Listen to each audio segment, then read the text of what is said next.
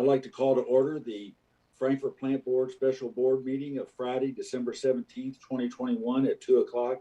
We're holding this meeting in lieu of our regular meeting, which would have occurred next week. And because of the holiday week, we're holding the meeting today. But this is a special meeting, so under that, we will only be considering items that are on the agenda, and no new items can be discussed. But this is the meeting in lieu of our regular board meeting this month.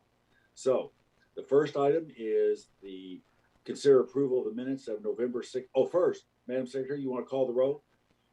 Sure. Member DeLong? Here. Member Cubine? Here. Member Mason? Here. Member Snyder? Here. Member Dutton Mitchell? Here. Well, everybody's in attendance. We've got a quorum. Next item is consider approval of the minutes of November 16th, 2021 board meeting. Everybody should have them in front of them. Does anybody have any changes or corrections? Seeing none, do I have a motion? So moved. We have a motion. Do we have a second? Second. We have a motion and second. All those in favor say aye. Aye. Aye. Those opposed? Minutes are adopted. Next is item 2.2, consider approval of the minutes of December 1st, 2021 board meeting.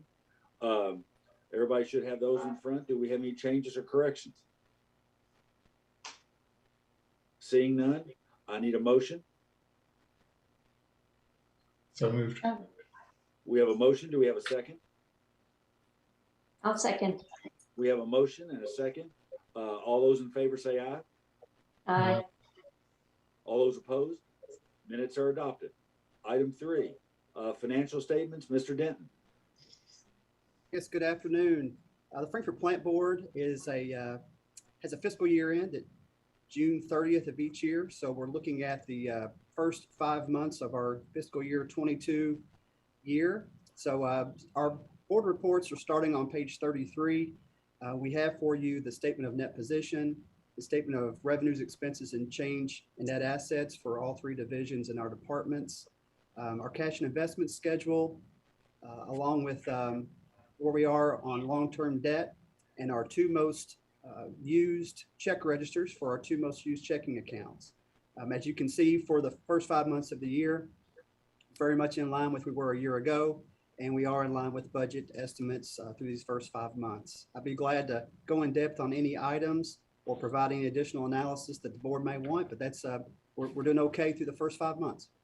Where do we stand in terms of our past dues? Past dues, we've come down another $100,000 from last month. We're approximately $1.1 million in bills that have rolled past due from last month. Our historical balance is around $780,000 prior to the pandemic, so we're moving in the right direction. We have received a lot of assistance from third-party funds, which has helped us quite a bit, that I know Cassie will cover in our customer service report. Okay. Any questions, David, about any of the financial information? And for the public watching, all that information is available online if anybody wants to look at that information in any further detail.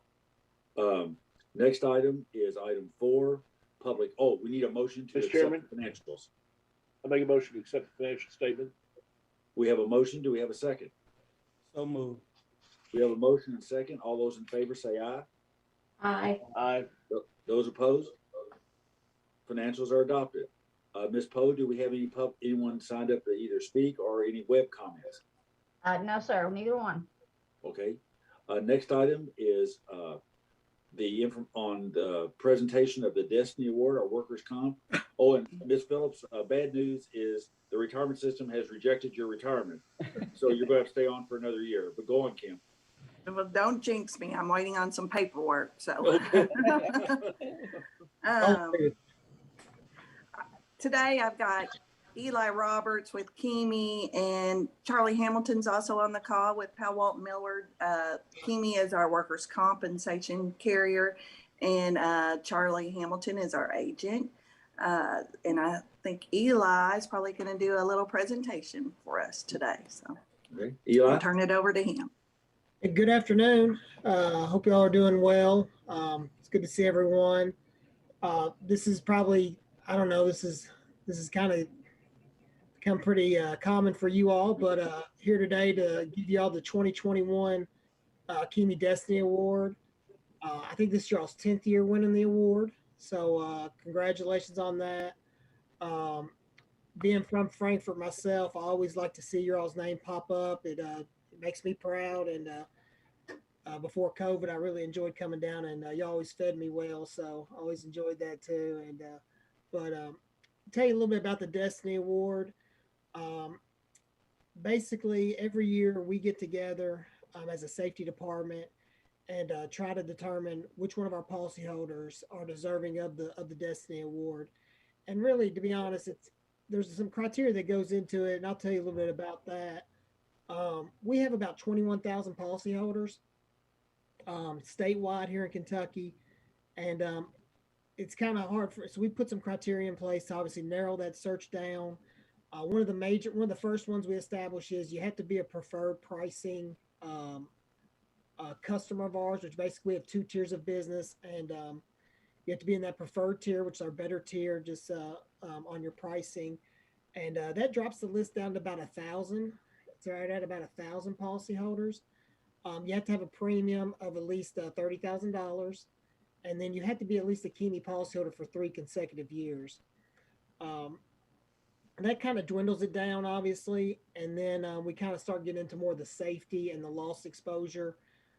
Beyond that, you have to have a loss ratio, which is just basically an insurance term of how your losses stack up against how much premium you pay, how much premium you pay Kimi, and it has to be below 45%.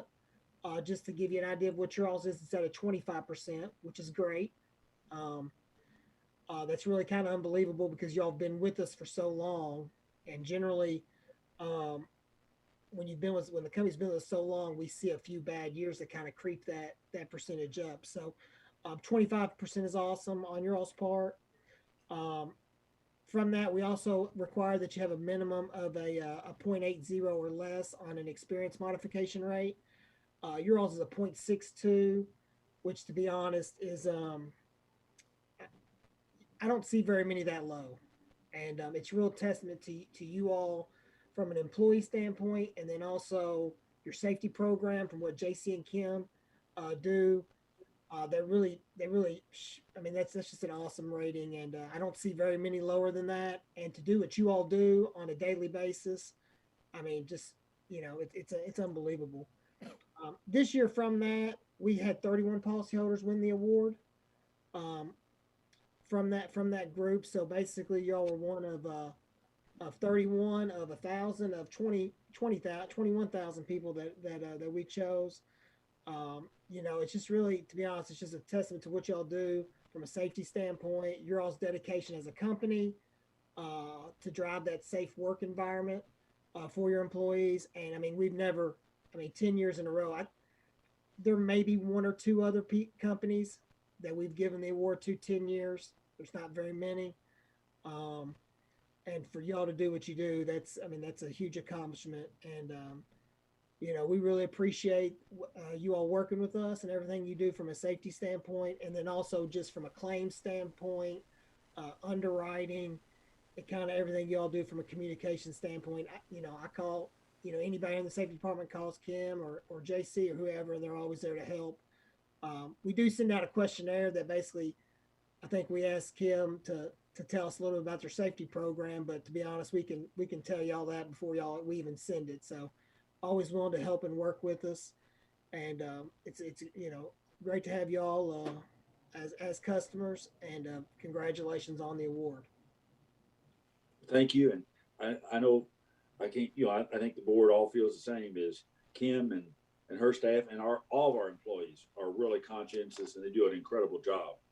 And so if we didn't have this good of a safety rating and we weren't in this top group, how much more would it probably cost us a year percentage wise for workers' comp? Well, I mean, I can tell you right now, you're almost paying 40% less than what people do in your similar role, depending on your classification as a company. So, mm-hmm.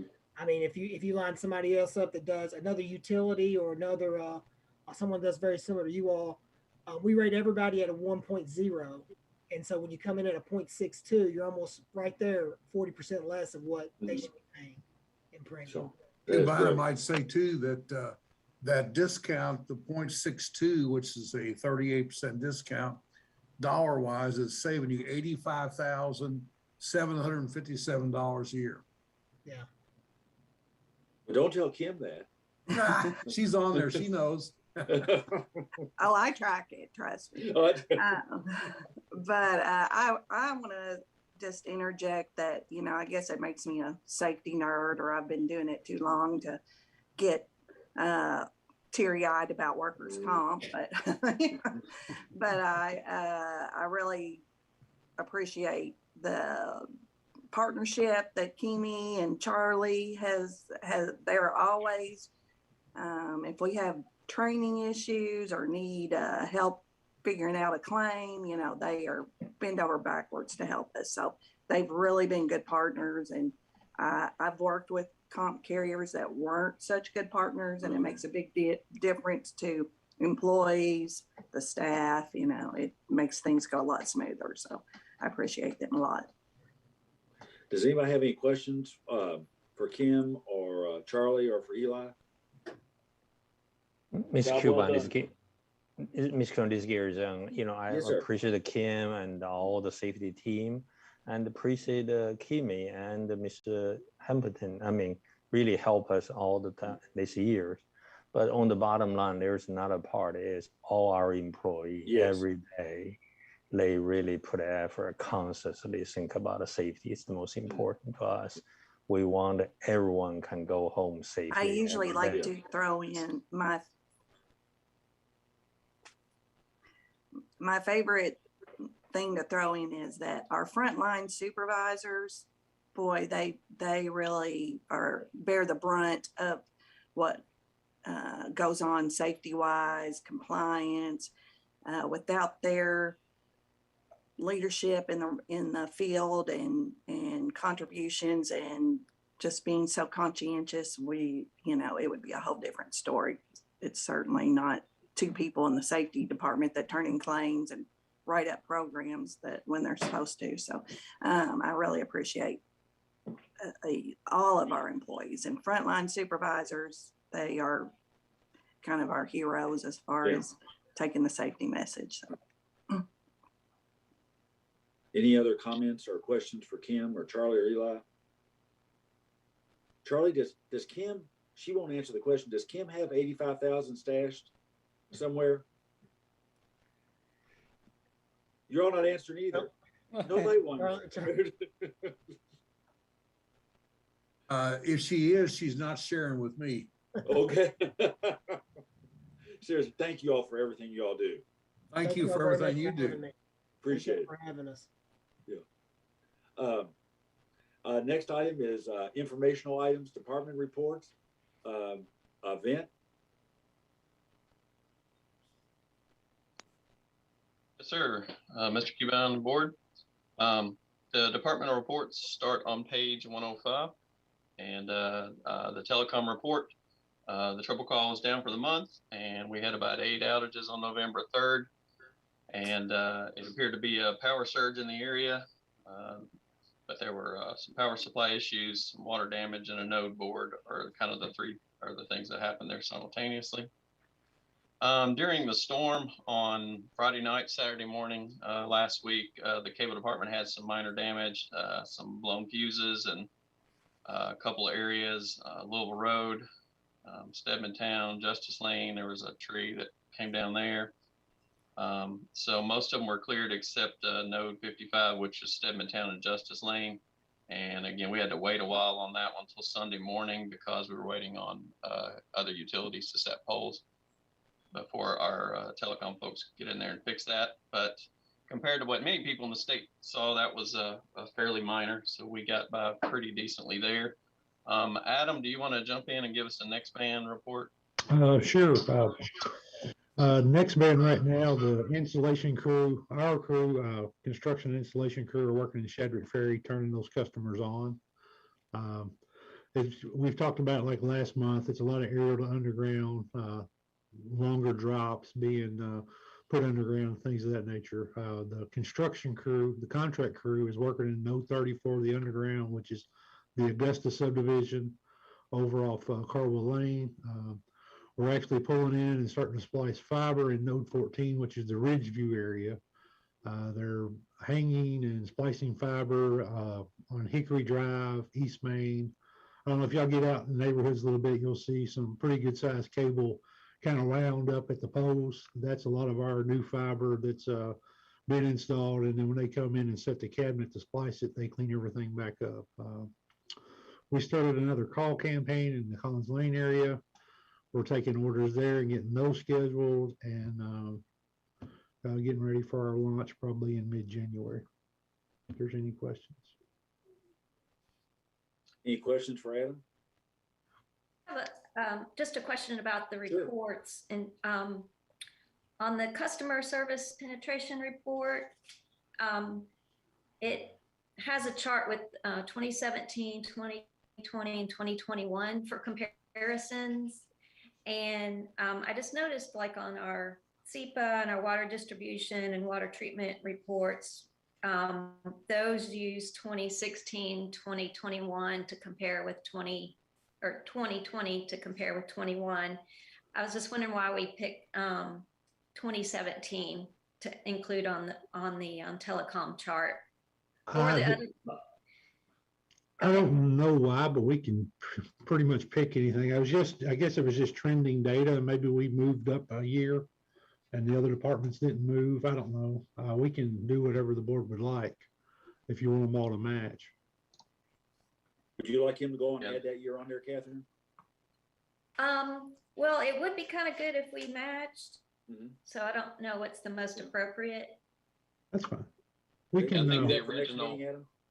Yeah, I mean, that's just a report that we generate each month. I'm sure it wouldn't be no problem just to go back and grab the other year so it matches the other departments. Okay. Yeah, I think the original plan years ago when we kind of started doing this was to put the last 2 years, the current year, the last year, and then maybe as a snapshot, we went back 4, 5, 6 years before. So I think that's probably was the mindset originally, but we can make sure to get those years all consistently. And And on if, again, there, if the board does, on that chart with the years, and it the first line is the budget. So for instance, like the budget for classic or limited cable, budget for preferred. Can you explain what the budget is? I mean, is that literally what we budgeted? Yes, the budget is what we budgeted this fiscal year for customer accounts. So let me try to, I scrolled too far. Let me try to get back on that report. Hang on just a second. And if we're below what that budget shows, is that a good or a bad thing? If we're below the budget, it's bad. That means that we don't have the customers. And, you know, a lot of times like local phone, we kind of trended because we knew we were losing phones. So like the year before last, we budgeted a larger loss than we should have. And so based on when we prepare the budget, we're trying to estimate where we're going to be. And most of the time we come out pretty close, but you know, with cable TV and telephone, that's kind of been hard because we've projected a lot of different things over the last couple of years. And some years it's like we didn't lose as many, then the next year we'll catch back up. So that kind of varies from year to year. Okay. Because of all those charts, basically broadband is where we're above budget. Right. And one last question about the amplifier Yes. issue. So, because I noticed like there were 0 last year and 5 this year. What is that? The amplifier, we have 2,500 of those in the systems. So basically, when we get to the neighborhood, we'll drop from a optical node to a amplifier, and that we're amplifying the coax signal, so the copper signal. And a lot of times like this, we try to put them in buckets, and a lot of them are blown fuses. So if we get a power surge or a storm or something, line gets a short in it, it'll blow a fuse. But we just try to pick the device that had the issue. So we might have an amplifier with a bad board, but it's still, we try to put it in the appropriate device that had the failure so we can kind of track those things. I mean, is that because of possibly storms? Yeah, those 3 of those were the same time. That was, we had a power surge, I think it was a Sunday morning. And Yeah, the ones that were November the 21st.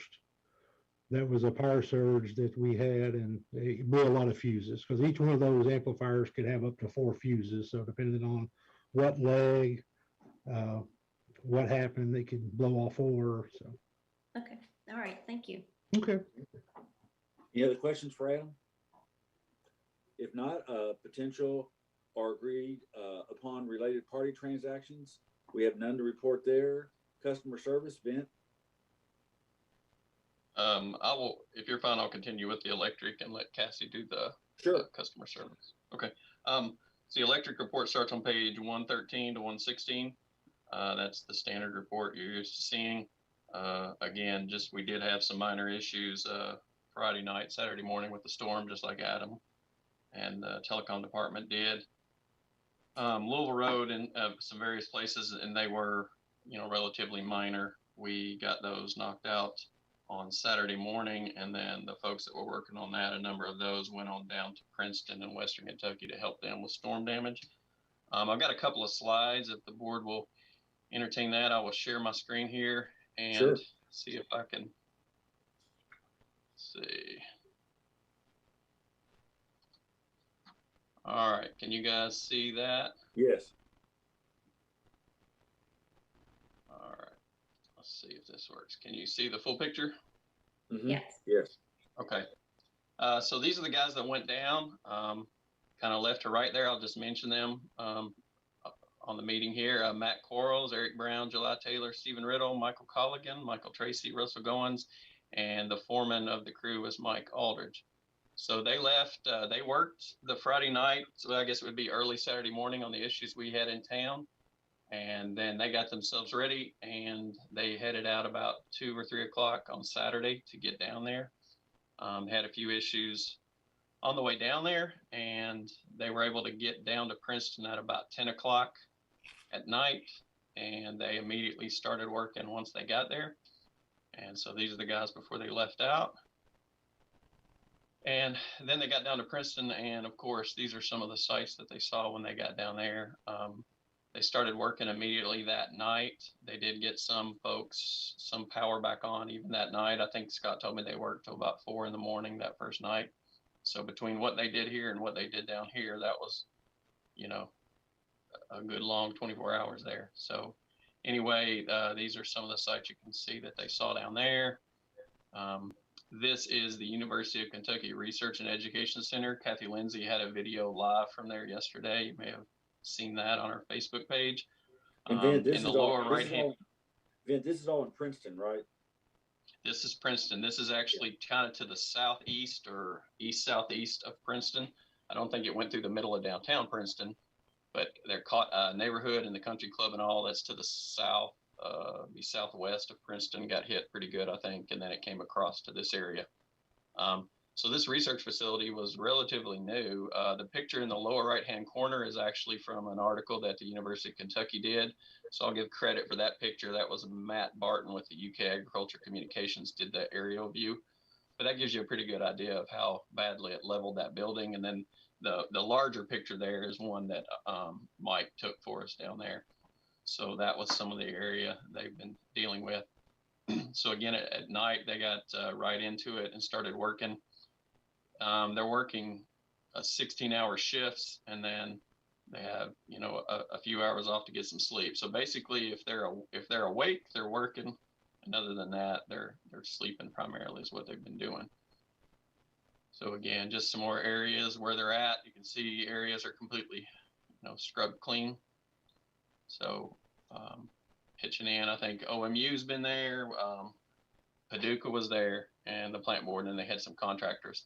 So again, these guys working here, it's hard for me to tell with the picture. I don't know if that's JT or who that is eating the chicken there. I don't know if they worked some deal with Marathon Gas here, if they got their lights back on, they got chicken. But anyway, that's really, joking aside, that's kind of how they have to eat is it's kind of right off the back of the truck and, keep working. And that's the kind of dedication they have for these kind of things.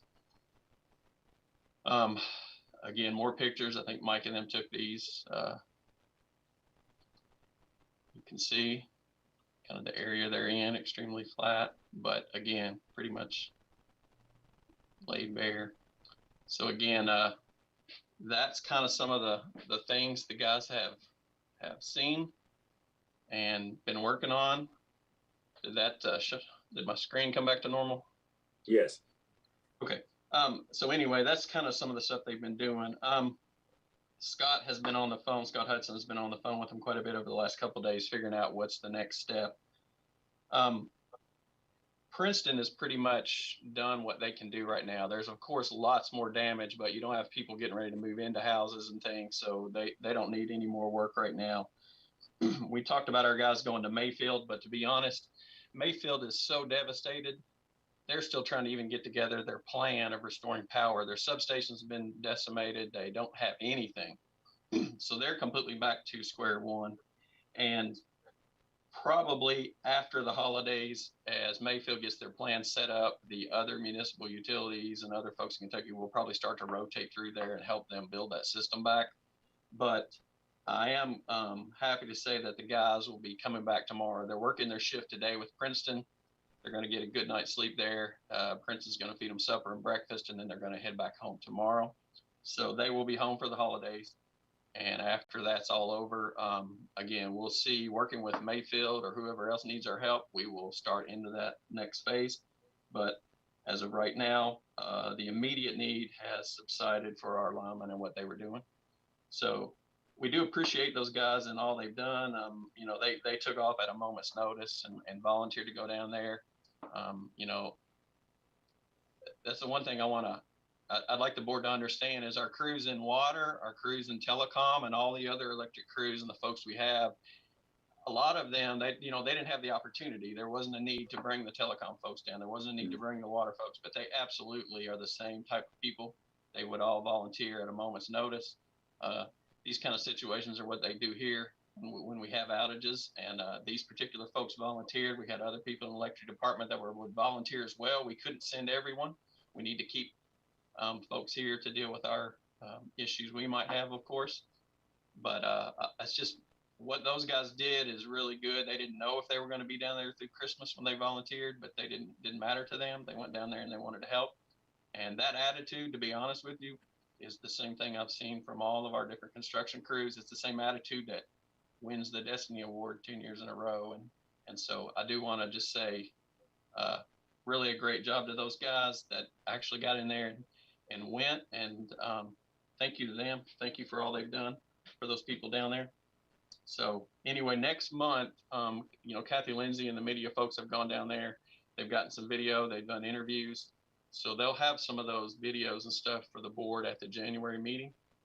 So you'll be able to see more then, and that'll be interesting to see. I think they're going to have a number of things on Facebook and you know, around 10, they'll have more and more of those interviews. So anybody interested in seeing that, please tune into those shows and we'll have more of that. So I know, Vint, you and Gary and Kathy are talking about some way at the January meeting, recognizing those, the workers and what they did more formal.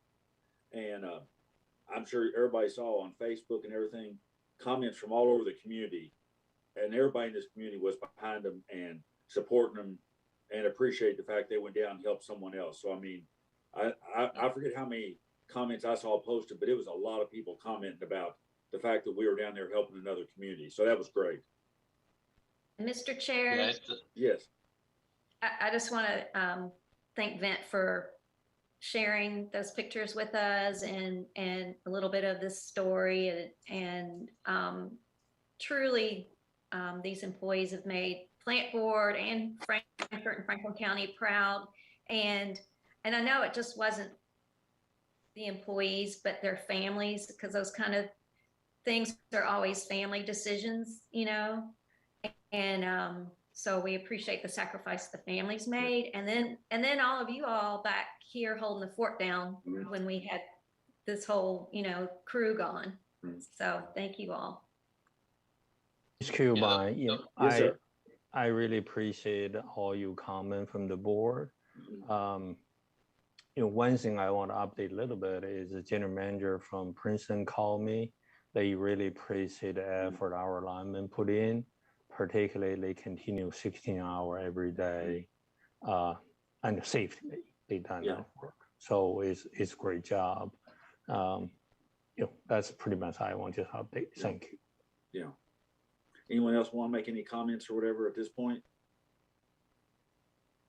I would say one other thing if I could. I did read a story that you guys may have seen. It may have been on our Facebook page, but there was a family down there who was dealing with the loss of their home and everything. And while our guys were waiting on some more equipment and stuff, rather than sitting there, again, they're working hour after hour after hour. And rather than sitting there doing nothing, they went over and started helping this person out and, helping them get the stuff out of their house. And I think all those guys jumping in there apparently helped move a lot of the debris out of the way for that family that were doing something. And, when they had every right in the world to sit down and just take a break, which, waiting on some equipment, Right. instead they went next door to whoever was there and pitched in and helped. So I think that person put something on Facebook about that, but, they're down there helping and then they just help again and again. So I think we should all be proud of them. They did a great job. Yeah. Yes, they did. If there aren't any more comments on that one right now, I would turn it over to Travis to give us the AMI report for the month. Sure, I'll be quick because we're pretty steady state on AMI. We're at a little over 3,200 installations for electric and a little over 2,300 for water. We may slow down a little bit over the next few months, actually not due to material shortages this time, but just due to weather. With temperatures getting ready to go below freezing, we may have to pause here and there, but otherwise, kind of business as usual on AMI. Okay. Okay, Ben? Okay, if there's no more questions on AMI, I'll move to the CEPA report, which is pages 117 through 119. And you'll notice for the month of October, our we cleared $59,715. So for the calendar year, that puts us at almost $1.3 million. If you flip over on page 119, you will see our historical amount of money that we have been able to realize from CEPA. And by October of this calendar year, we're now at the largest amount we've been able to realize through CEPA this year. So it has worked out well for us this year. And again, we got 2 more months to go. I think for the budget for the last couple of fiscal years, our budget has been about 830,000. So we are trending above budget on this particular item. So that's good. Yes. Mr. Chairman.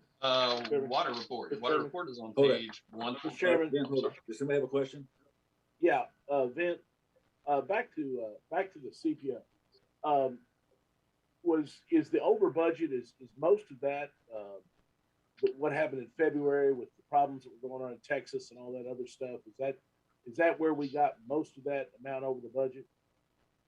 That was a big chunk of it. If you look on page 118, you will see the red bar is kind of how this year has trended compared to others. And February jumps right out at you on the chart. And that, again, because of the issues that were going on the national power grid at that time, that energy had a really high price on the market. So that has made a big difference, but you'll notice most of the months we have trended better than what we have in the past. So yes, absolutely. February is a big driver there, but I believe we would be ahead of our budgetary number even without that. You think Just that trend not will much. continue, Ben? Again, big chunks of it have to do with market and where it is. I don't know. We will, before we get to the budget year, we sit down with the folks and try to figure out what the CEPA numbers would be. Everything I've seen, I believe we will at least be where we're at, but I don't know that we'll have this kind of year again. Okay. Excuse by Ms. Garrison. The part of it is the overall portfolio keep being managed for us. One benefit I do want to mention that because that's a part of a carbon-free energy we can receive. Yes. So there's another part of benefit, roughly almost 5% that energy, can be carbon-free. Right. Hey, Ben? That's an excellent point. So the water report is on page 123 to 125. The construction crews are continuing the installation on the 30-inch feed into the back of the reservoir as we're working on that particular project. The crews also are continuing with the line replacement project over on Highland Parkway. and again, dealing with services. So it's been, they've been busy, but luckily nothing major in the water department. Normally I'd have a reservoir report here right now, but if the board would be fine, Sharmista and David both have agenda items that pertain to the reservoir. And when they get to those agenda items, they'll just kind of cover that, if that would be fine with the board. Okay. And on page 127 is the water treatment plant report. And for the month of November, they treated 217.39 million gallons of water for an average daily production of 7.25 million gallons. Lock 4 averaged 4,088 cubic feet per second for a daily average of 2.5 billion gallons per day going past Lock 4. There were 2 inches of rainfall recorded for the month of October. And currently the water treatment plant is working on some of our items for some of our SCADA project, hardware and software issues on that. So that's something they're dealing with right now. That kind of wraps up the report I had. I'll be happy to answer anything you want on my report. And if you're done with me, I'll pass it off to Cassie Estel for customer service, but any questions the board may have. Anybody have any questions for Vint? Okay, if not, Cassie? Good morning, good afternoon. Can everyone hear me? Yes. Okay, it is afternoon, not morning. I apologize. The customer service reports are on pages 109 to 112 of your board packet. Just some highlights to give the board for this month. We have 519 customers currently participating in the EBB program. So that number continues to grow. And then we have our payment plan accounts that hit that pandemic high that we've talked about of around 4,800 is down to 500. So we're continuing to make significant progress in getting back to normal business flow and people being able to maintain their utility accounts better than they could during the height of the pandemic. And the Kentucky Housing Healthy at Home program continues to send us funds. They've assisted 415 households approximately that are our customers to a little over $672,000 we've received through that program so far. I'd be happy to answer any questions that you all have about the customer service portion of the reports if you have any. Any questions for Cassie? Ms. Cuban, I like Yes, it. sir. Add in a little bit. It's a part of her report, Cassie. Cassie and her team done very good job in last 2 months in a row. Our customer average waiting time below 60 seconds. Wow. Mr. Chair, I have a couple questions. Sure. The first, I noticed on the weekly report about the EBB program that part of what y'all have to deal with is correcting errors in the applications. Is that errors on the part of the applicants? Typically they are.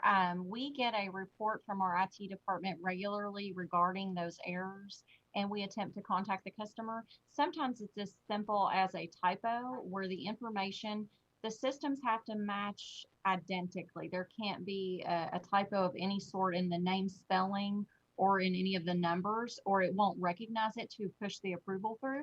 So most of the time we find the errors are something minor to that degree. We are able to contact the customer, walk through each piece of it with them, make those corrections, and then resubmit it, and then they go through okay. All right. Well, and I appreciate y'all going that extra mile to get them through. Yes, ma'am. Any that we get, we contact usually the next business day if we can reach them and try to go over the application to see what caused the error. Sometimes the information matches and they're still rejected. So we'll encourage the customer to just go in and try to reapply to see if they can get it to go through, and that works as well sometimes. Yeah. Well, I appreciate the extra time and effort that takes on your all's part. Thank you. On the charts, just for ease of comparison, is there a way to add other years and months to the charts? We can certainly add any information you would like to see. Customer service before did not have the type of detailed reports that the other departments had. We recently added these just a few months ago at the request of a board member, and we're happy to add or change those to any additional information that you all feel like is relevant and that you would like to review each month. If someone would just get that to me, we'd be happy to facilitate that for you. I don't know that we have some of this data because we haven't always had the same tracking. Some of the systems we use to track phone calls and in-office customers switched from manual to electronic just within the last 2 to 3 years. So we may not be able to go back as far as others, but we can certainly go back as far as we're able to for you. Okay. Well, like on the second chart, or not second, I guess. Third page, second chart, it for the curbside lobby customers, it has a color for 2020, but there is no 2020 data. So I don't know if that fits into that because you all didn't track it the same way last year or not. We did not, because we had the lobby closed the entire year and we weren't tracking the curbside. I think that's why those are not on there, but I'm happy to go back and look and see any data we have and start to include it. We had gotten to a point where the lobby had been closed for so long, there was nothing to compare it to. All right. Catherine, but we what have would you, been tracking our curbside, Ms. Dutton Mitchell, so I will certainly add that back to that report for you. Catherine, would you like to see, what would you like to see, like November 21 compared to November 2020? Or would you like to see like for example, on that chart you're looking at, like payment arrangements, payments, like maybe a couple other bars that might show the last 3 months comparison or something? What do you think would be most helpful? Well, you know, I don't want to throw a lot more work on, but as we look at most of the other charts, we're able to see through this year monthly comparison, and then we're able to track like last year, and then either like, you know, 4 or 5 years ago, just to it just makes it easy to kind of see any kind of trends, things like that, if we have the data, and if it's not going to, you know, take up too much time trying to. I'm assuming once you establish your chart, it's easy to carry it forward. Cassie, could I ask you a favor? Yes, sir. Would you look at a couple different formats and what data you have, and maybe get with Catherine and show her a couple formats and see kind of which one she thinks might be the most informative? Then we'll take another look at it next month. Yes, sir. I can reach out to her after, and I will double check with IT. I believe a lot of the information we have regarding the number of customers coming into the office and the number of calls and those wait times, the in-office electronic tracking is, I think, transferred in 17 or 18. We manually did that up until that time frame, so we wouldn't be able to go back much further than that, but I can definitely get with them and find the exact start for that data so that we can add it to it. All right. Catherine, would you mind doing that and letting Cassie show you a couple formats? Sure. Yeah, Okay. I appreciate it. Okay, thank you. Well, we got safety. I'm sorry to interrupt, Mr. Cuban. I think they were going to have Mr. Darren Rambo do the knock and then move on to safety, if that's okay. I think he's standing by to do that. Okay. Yeah, good afternoon. The knock department, looks like in November, we took about 1,992 phone calls. And for the locate department in November, we did, excuse me, 533 locates. So that made about, I think the total 7,727 for the year. So they're still quite busy as always. Everything else seems to be going smoothly. We have a couple of employees dealing with COVID like everyone else, but they're actually still working remotely. So no real issues to report. Okay. Any questions for Darren? Mr. Chair, Yes. I might as well sound like a broken record. It again, for comparison, is there a way we can add more data to the chart so we can see trends from through this year and comparison total with other years? Yeah, sure we can. Okay. You know, we've only been doing the knock report for what, maybe a year and a half, maybe 2 years, but yes, we can. Okay. Yeah, we'll reconfigure it to show more data. Yeah, because we'd actually subbed it out and then we brought it back in house. So, yeah. And can we just shoot for like February on any of this these reporting updates because of the holidays and all that. I don't want it to push it. So can we just shoot for February? Sure. Is that okay with the rest of the board? Yes. Okay. Okay. Okay. Next item, is it time for safety? Or Kim? Well, mine's short and sweet. If we're going to me, it's we don't have any accidents to report for Okay. November. All right, good. Okay. Gary or Vint, you gonna talk about Kimi? I would, Kimi actually cancel our board meeting this month. The reason is that there's so much effort people put in for the West Kentucky Yes. rescue, all the help. So they just have exactly a committee kind of meeting to really prove that a settlement. Mhm. The board approved last time. That's the only report I have for the KBMEA. Do you want to talk, Gary, while you're on, you want to talk about administration? Any comments you have, or did Kathy want to talk, or? I don't have any additional. I can ask Casey Lindsay if she can contribute any additional since she had a trip to West Kentucky. Yeah. Casey. Yep, I'll just give just a brief synopsis on. We did the Around 10 crew did go yesterday to Western Kentucky. We had gathered a van full of donations that we had come in from the community and from our employees that brought stuff in. We had a contact at Hopkins County Schools where they have a donation distribution center there at elementary school. So we got in touch with them and got a list of their needs, gathered all that up and went down to Western Kentucky. We stopped there and unloaded and took a tour of the distribution center. We interviewed the organizers there. And when we walked out, there was a food truck there from Kentucky State University. So we went over and interviewed them. The person running it was from feedlouisville.org, and K-State had done an agreement with them to let them use the truck to go down and have it down there to feed the people that need hot meals right now. So we interviewed the founder of feedlouisville.org, and we'll have an interview with that.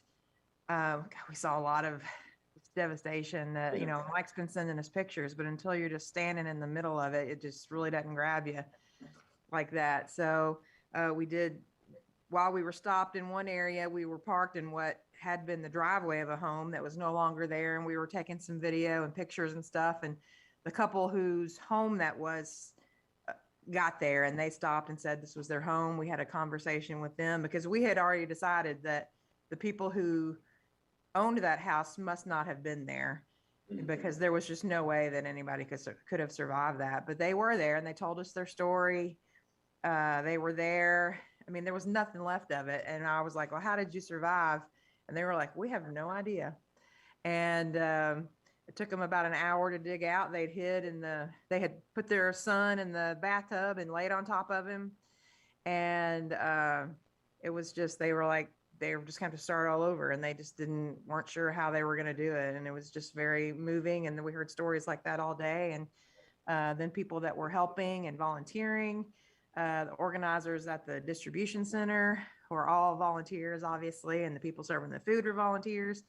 Then we got over to Princeton. We hooked up with our crew there. We did do an interview with Chris Burton, who works at the Princeton Electric Plant Board and was kind of in charge of all the crews that were coming in.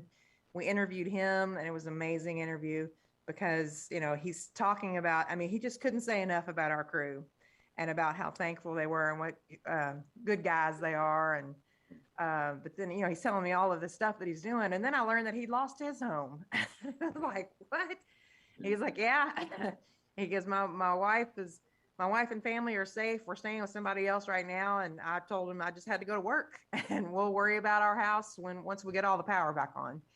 So it was an amazing day. Yeah.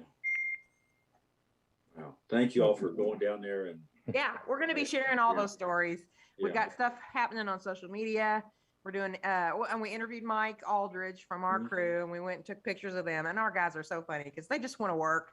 And they're like, They don't want us to be on camera. They don't want to talk. They're like, you do the camera stuff and we'll just be back here. Yeah. Like, okay. But yeah, we're going to be showing all of those interviews. We're putting together a video package to show for you all at the board meeting next month. And then also we'll have it on the show. We're going to put it on our community page on our website, and just all kinds of different outlets that we're going to be sharing the story of not only what our guys are doing down there, but all of the efforts of volunteers and how people can help and you know, send any donations they have. And there's opportunities if people want to go down and help with cleanup and rebuild. The city's got some options of stuff people can do. So we're just going to share all that information. Ms. Thank you. Kuba, you know, very briefly, the conversation I had with the general manager from Princeton last Sunday, and some of the stories are pretty amazing. I will make it really short. He told me his whole family, they are fine, but their neighbor less than 200 yards, only foundation left. And he also said happened the evening like at 10 o'clock. And I saw the strong wind take a long time. He said, not really, just take a 1 second, maybe 2. That's the whole thing happened that quick. Wow. Usually I remember, you know, around his house, a lot of trees. He said, there are no more, there are no tree left. Yeah, they're gone. And, they all gone. Amazing. And he also said in that night, all their employees supposed to try to fix the line, you know, burn power back. He said, actually, instead, most their people spend the most time try to pull people out. He said they probably never see so much blood, you know, in that evening. But good things is, he said there's no casualty. It's amazing they have. Yeah. But that's probably need to really stop somewhere. So thank you. Thank you. Thank you. Anybody have any other questions for Vint or anybody else making a report, or Gary or Kathy? Okay. If not, we'll move on to item 7.1. Consider approval of change order number 1 for the water storage improvement project for $60,080. Ms. Dutta. Good afternoon. Before I get started, I think David wants to give a quick construction update, so I'll turn it over to him and then I'll jump back in with this change order request. Okay.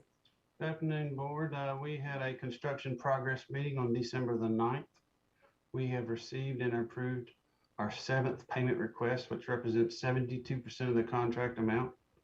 The tank pre-stressing has been completed. Upcoming work will be continuing the 12-inch and the 24-inch piping out the front, flashing of the walls, removing the shoring from inside of the tank, cleaning inside of the tank, and beginning backfilling around the tank. Contractor indicates the tank is on schedule. Again, I wanted to remind the public that just because they see the tank may be constructed, there is still a bunch of work to be done up there, both by the contractor and by the Frankfurt Plant Board. I'll be happy to answer any questions at this time. Any question for David? Okay. Okay, I'll jump back in here. Okay. So, of course, we awarded the project in April, and we have our first request for change order. Before we awarded the project, geotechnical studies around the reservoir were performed to try and get a better understanding of what conditions could be encountered during the demolition and excavation phase. However, those studies couldn't be performed directly under the reservoir due to it remaining in service. Therefore, it was understood that we would encounter some unforeseen conditions once the reservoir was demolished. So knowing that we would come across that, in order to prepare for that, unit pricing to remove rock and unsuitable materials was included in the original bid documents to establish a cost per cubic yard to remove those materials. So in our case, Smith Contractors had to excavate probably about maybe 0.92, so almost a foot more material than was assumed from the geotechnical study, which resulted in a need of an additional 1,018 cubic yards of crushed stone backfill to establish the reservoir subgrade. And during the course of this, it was also determined that the unit price that Smith had submitted only consisted of rock excavation and didn't include the actual crushed stone backfill as well. So they had a price for removal of $10 per cubic yard. So once that was determined, Strand Associates and Smith negotiated a unit price of $60 per cubic yard for crushed stone backfill, which after multiple discussions and review and speaking with Strand is very reasonable. The second bidder was $120 per cubic yard. So we feel like the $10 for excavation and $60 for the stone, $70 was very reasonable. If you compare it like to transportation, I think they're in the $90 to $100 per cubic yard for that same work. So that with that includes an add of $61,080. And then in addition, we have $1,000 deduction. Once it was CROM, we're going to have a couple of ladders across to reach the roof of the tank. And where we're going to bring back so much backfill, their ladders are only going to be about 6 feet tall. So it doesn't require a fall restraint. So that resulted in a $1,000 deduction. So total change order request will be for $60,080. And I'll be happy to answer any questions. So. And we're still within the original budget for the reservoir of 7.45 million, right? Yes, I know David's going to talk a little bit about budget during his agenda item, but yes, we're still in that so far. But like I said, he's got a little bit more discussion with the additional work we'll be doing, so he'll go over that a little bit more. Okay, any questions for Sharmista? Okay, seeing none, does anybody? I need a motion to approve the change order. So moved. We have a motion. Do we have a second? I'll second. We have a motion and second. Any further discussion? All those in favor say aye. Aye. Aye. Those opposed? Contract amendments approved. Item 7.2, consider retaining Blue and Company LLC to conduct the 21-22 financial audit for $33,650. This would be the second year for Blue to perform this work after it was competitively bid a year ago. Mr. Denton. Yes, sir. That's you've got it covered. This will be year 2 with Blue and Company. In the proposal that they sent to us, it did say there would be approximately 2% fee increase year over year, and the $33,650 is in line with that proposal. And we're just asking for this to be approved to go ahead and get this on the schedule for Blue and Company for the fiscal year ending June 30th, 2022. Any discussions of David regarding this audit contract? I think you said, David, from everything we saw in that you were pleased with working with them. They seem to be thorough and so forth, and work well with staff. Absolutely. It was a good first year, and it usually just gets smoother from there. So we look forward to working with them again if the board would like to go that direction. Okay. If there's no further questions, do we have a motion to approve the contract? So moved. We have a motion. Do we have a second? Second. We have a motion and a second. Any further discussion? Seeing none, all those in favor say aye. Aye. Those opposed? Contracts approved. Next item, approval of the FPB County Interlocal Agreement. Mr. Zing. Yes, Chairman, board member. Actually, as you know, the last couple weeks, we've been partnered with the county to have a plan to build up a fiber network to the county to serve every customer in our county. The total $16 million project, the proposal is really county put in 3, we put 5 together to apply $8 million from the state to build up for the whole county. So this is a part of the process. We are very happy to see the partnership with county, the judge, magistrate staff work passionately together with us. So by the way, as you know, you approved it, the plan board already have 11 applications in front of the state. And I'm so glad that we are move ahead of the curve. So the total, there's a 62 project application. That's 11 of us come from us. So I just want you to know that many our staff done a lot of good work beforeward, because they have to do all the engineer work planning before we can submit application, before we can have a confidence, say, what's the project cost, what we can do, what's the system design which really can serve those customers, right? So overall, I just want you to know that the county already approved this agreement. We submit in front of you to ask you to approve that as a part of the process. But if you have any question, definitely Hans can help me. Adam can help me on detail too. If any question, I can answer. Okay. Any questions for Gary or Adam or Hans or Ben? This is basically the same agreement we've talked about several times. All the terms and conditions are the same. And I guess at this point, we're just waiting to hear whether we get the grants, right? Yes, if we could, then in that time, Hans can correct me, for each individual project, Right. in order to get the funding from state, we gotta have a matching fund available. So in that time, we probably gonna bring to you individually for each project, ask you and the county proof again. Right. I assume that will be. Okay. But Hans can correct me, or Adam Band. Yes. Oh, so that's correct.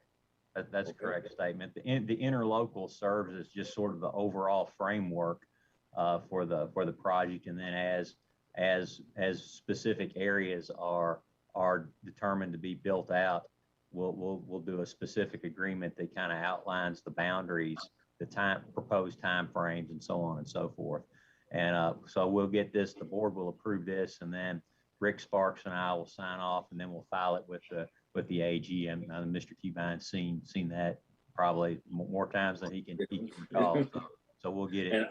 And just for the record, the interlocal is in state law, and it simply allows counties, cities and counties, cities, departments, whatever, to work, government entities to work together in a cooperative way and define the terms and conditions of them working with each other. Yes, sir. That's correct. Absolutely. If there aren't any further questions, do we have a motion? So move. Okay, do we have a second? I'll second. Okay, we have a motion second. Any further discussion? Seeing none, all those in favor say aye. Aye. Aye. Those opposed? Interlocal agreements approved. Item 7.4, consider award of bid invitation number 1736 for on-call electrician service to Hills Electric. And this is basically to make fix any minor issues or wherever they come about as a result of installing the AMI, and to make sure that homeowners aren't inconvenienced or out any cost for doing that. Travis, you want to take it? Yes, sir. Be happy to. I think you summed it up very well. As we're changing out AMI meters, occasionally we'll encounter customer-related issues. They'll have, an old meter base, bad wiring, loose jaws, those types of things. So we've taken it upon ourselves to help the customers out with those issues and provide the electrician services to make those repairs, just to make sure the AMI changeouts keep going well. Again, we bid these services out, reviewed the responses, and are recommending award to Hills Electric. This will be part of the AMI budget, which is $3.75 million this year. Hills has done this type of work for us recently on other customer related issues, and they've done a great job. We've been very happy with them. So far, you took bids on this, right? We did. This was publicly bid. That's correct. Yes, sir. So far, we're encountering these types of issues on about 2% of the installs. So maybe 300 or 400 when it's all said and done, if that rate stays true to the end of the project. So, but again, we've used them a little bit already. Been very happy with them. Had a great response time and done good work. So, happy to answer any questions. Mr. Chairman. Yes, sir. Mr. Schneider. Steve, go ahead. Steve? My question is, did we anticipate having to do this at the beginning of this process? We expected something that we expected to have to do. Yeah, it's not entirely unexpected. The reason we're kind of bringing it to the board now is we use this early phase to get a feel for how many there were going to be. That was the big unknown. We didn't know if it would be kind of 2% like we're seeing, or just one or two. So we feel like we got a good baseline to go off of. But yeah, these types of issues were expected. And the only reason I'm asking that question is, for my second question is, how does this impact the budget for AMI? I don't think it'll have a significant impact. Like I said, with the 2% rate, the fees will pay out to electricians. If that stays true, for the labor portion, we're looking at, maybe 30,000-ish. I think we're kind of in that neighborhood. So again, not going to make any substantial impact on the budget. I certainly still think we'll be well under the budget amount at the end of the year. What would be the cost of a typical repair, Travis, that they might have to come out and fix? Yeah, it may be, they quoted 55 an hour. So most of them, a typical install would be in the 1 to 2 hour range. Some of the materials we can provide, we've already got on hand. So if it's a bad set of meter jaws, we can provide that. There's no additional cost there. It's already material we have. So somewhere in that range. Occasionally we'll find one that's really in bad shape, and the repair cost may creep up from there all the way to kind of in that, say, $2,500 range. That could happen, but those are less frequent. Mr. Chair, Yes. I'm assuming by bidding this out, we are getting a better rate than we were just paying it on just per service call. I think so, yes. Based on what we saw before, I think this is a good rate. And I think the pricing was structured a little bit different before. We were paying kind of a flat fee for the type of repair they were making. So I think this is going to be, I think it'll be better to do it this way. The per hour competitively bid for that rate, I think it will be an improvement, yes. I think from what I understood, Travis, correct me if I'm wrong, we were using several different companies, and then we did this bid, which also gave us the ability to put a little tighter requirement on response time. By concentrating, we were able to be a little more, I don't want to say demanding, but we were able to kind of specify that we don't want homeowners out a day or two because of AMI. Yeah, absolutely. That would not be good. We're asking for 2 hours or less is the ask. We haven't had that at all so far. They've been better than that anytime. Yeah. Hey, John? Yeah, Mr. Chairman. Travis, we talked a little earlier about this. This particular work is work that cannot be done by our lineman, correct? It has to be done by a licensed electrician. That is correct. This work needs to be done by a licensed electrician, not a utility lineman. That's correct. Yes, sir. Thank you. Any other questions of Travis? Okay, if not, do we have a motion to approve bid invitation number 1736 to Hill Electric? So moved. We have a second? Second. We have a motion and second. Any further discussion? If not, all those in favor say aye. Aye. Those opposed? Contracts awarded. Item 7.5.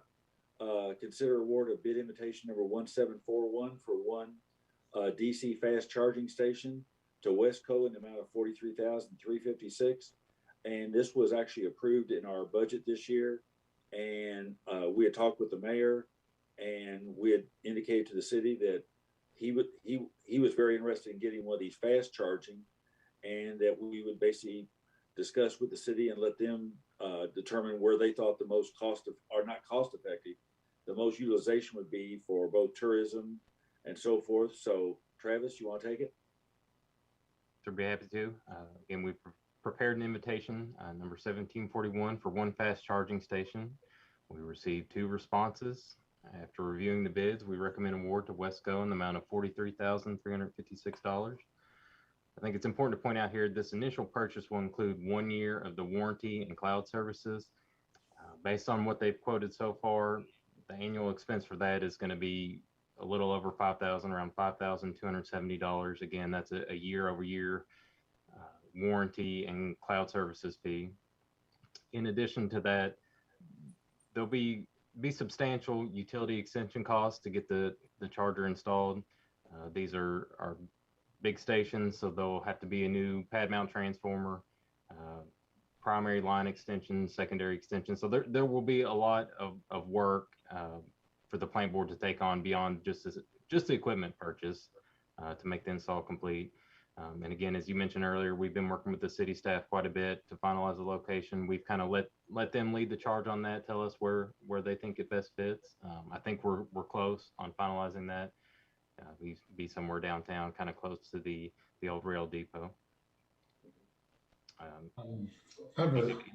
Jason? Sure. Yeah, could you just tell me a little bit more about like how fast the fast charger can charge a car? Are there multiple cars that can be hooked up to this type of station that's being proposed? Are there any protocols around vandalism or to protect it? Are there any dangers associated with it? Sure. As far as charging time, so the first 3 stations we put in were what you would call level 2. They can be to get a full charge 8 to 10 hours and well on up from there. That's kind of a much slower charging solution, somewhere where you're going to hook up and stay hooked up for all day. These DC chargers, to answer one of your questions, this is not a 2-car solution. This is 1 car at a time. The other ones are 2 hookups. So this is just one car per station. These are in the range of 60 kW equipment. So if you're sitting there an hour, it's going to be in the neighborhood of 60 kWh. There's a lot of, it depends on charging times. It depends on the make and model of your vehicle, of course, and how depleted you are and the life of your battery.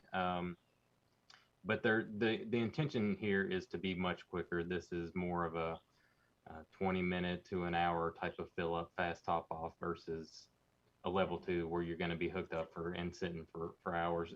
This is the type of equipment, if you're traveling along like an interstate corridor and there's a charging station kind of just off the interstate where you can stop and top off, if you will. That's where you see a lot of these types of equipment, and you do see them downtowns and kind of centralized city center areas. So this will be hooked into some type of app system where people will be able to pull up and use this to come downtown to find the station, or other signage associated with it? It is. It'll be on the ChargePoint app. I think you can find them on Google Maps too if you're looking around in there. People will specifically, if you need something quick, that it will point them directly kind of to this one in particular versus the other level 2s that we have out there, which are great if you're gonna park and be there a while. They work just fine. But again, this one is if you're looking for something that's going to be really fast, this is what you need. Based on all the information I can find, the only other publicly listed DC stations I'm aware of are in Louisville and Lexington. So I think having one here in Frankfort will be a nice, nice addition. Kind of put us ahead of the curve a little bit, if you will. Yeah, I think it sounds like a great project. Just 2 other quick questions. Is there like with the apps and stuff, does it show like reservations so that someone comes downtown, they want to plug in and someone's already plugged in? And like, how's that work? And then parking, will the parking space have certain coloring or something so other people aren't parking there by accident? Like, what's the protocols right now with that? Yeah, absolutely. As far as the parking, what we've been doing, we've painted the spaces. We've got signs we can put up that say EV charging only. We have stressed to the city staff that we've worked with on this project. It's pretty important. We try and stay on top of that. We don't want people blocking this one because obviously both the plant board, if we proceed, and the city are investing a lot in valuable parking and equipment here. So we need to make sure we're making the best use of it. And to your first question, yes, you can reserve time on it. I have seen some of these DC stations charge a parking fee. So if you come and you hook up and you decide, well, I'm going to stay hooked up all day, whether I need it or not, that's something we can pursue. You're paying an hourly or minute fee to make use of that space. So that's an option on the table too. Let me ask this, Travis. I'm sorry, to follow up on Jason's question. Would it be better to put in one that could charge 2 at one time? And what would be the price? I mean, I assume installation wise, in terms of the prep work, would be about the same. How much more would one that could charge 2 cars at one time as opposed to 1? What would that 43,000 change to? Do you have any feel? From what I understand with these stations, they only offer a single port in the DC fast because it's so much power draw. It would basically be another station. Okay. Almost basically 2x on the equipment. Maybe you get some savings on the multiple pricing, but from what I understand, it would be a complete new station because the power draw on one is so strong that you would have to add a complete new one. As And the way opposed, these have worked is the city will be paying the utility costs, right? we have posed that question to them. We have the option to charge drivers and assign a fee for usage. We have approached the city about that. That has been the agreement on the first three, is they're paying the energy usage. We have posed the question to them if they would like to continue that program. So I don't know that we have an update yet. John, I mean, that was I'm sorry, Steve.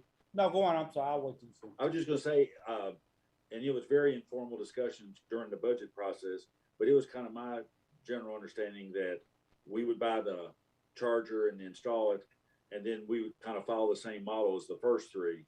And like I said, we don't have any letter or formal agreement on it, but that was kind of the general discussion with the city, is it would be the kind of same reimbursement model as the first three. Okay, I will follow up on that again. Yeah. Like I said, we have asked them in writing about that agreement, so yeah, we'll try and work Steve? that out. Yeah, actually, my questions were based on that, John. But my initial questions was, how long does it take for us if we do recoup any of our investment? Because it sounds like this one's going to cost some money beyond just the cost of the unit. And I'm asking that question because I don't want to set a precedent here that I know there will be another one and another one in the future. And I don't want to come to where we are, in a sense, subsidizing electric, particularly if we're not going to get paid for it, but subsidize. I think the city gives us free. I mean, the ones that are now are free to people. And I would assume if they carry forward for this one, it probably will be free too. And I don't want to get into the subsidization of electric energy to people. So my last point is, based on your question, John, I'm not prepared to do this until we know that the city is going to pay for the electricity, because this sounds like substantially more energy usage than what's out there right now. Travis, what's been the model? Like I've seen on some television shows, some various things. I know like the National Park Service and different people have installed these, or even you said there's the ones in Louisville and Lexington. Did KU and LG&E put those in, or were those private, or who put those in Louisville and Lexington? From what I can tell, they're private, and it looks like they're at, believe it or not, Harley Davidson dealerships. I think Harley Davidson had that electric motorcycle that came out, and I guess there's some kind of agreement to put in the charging stations.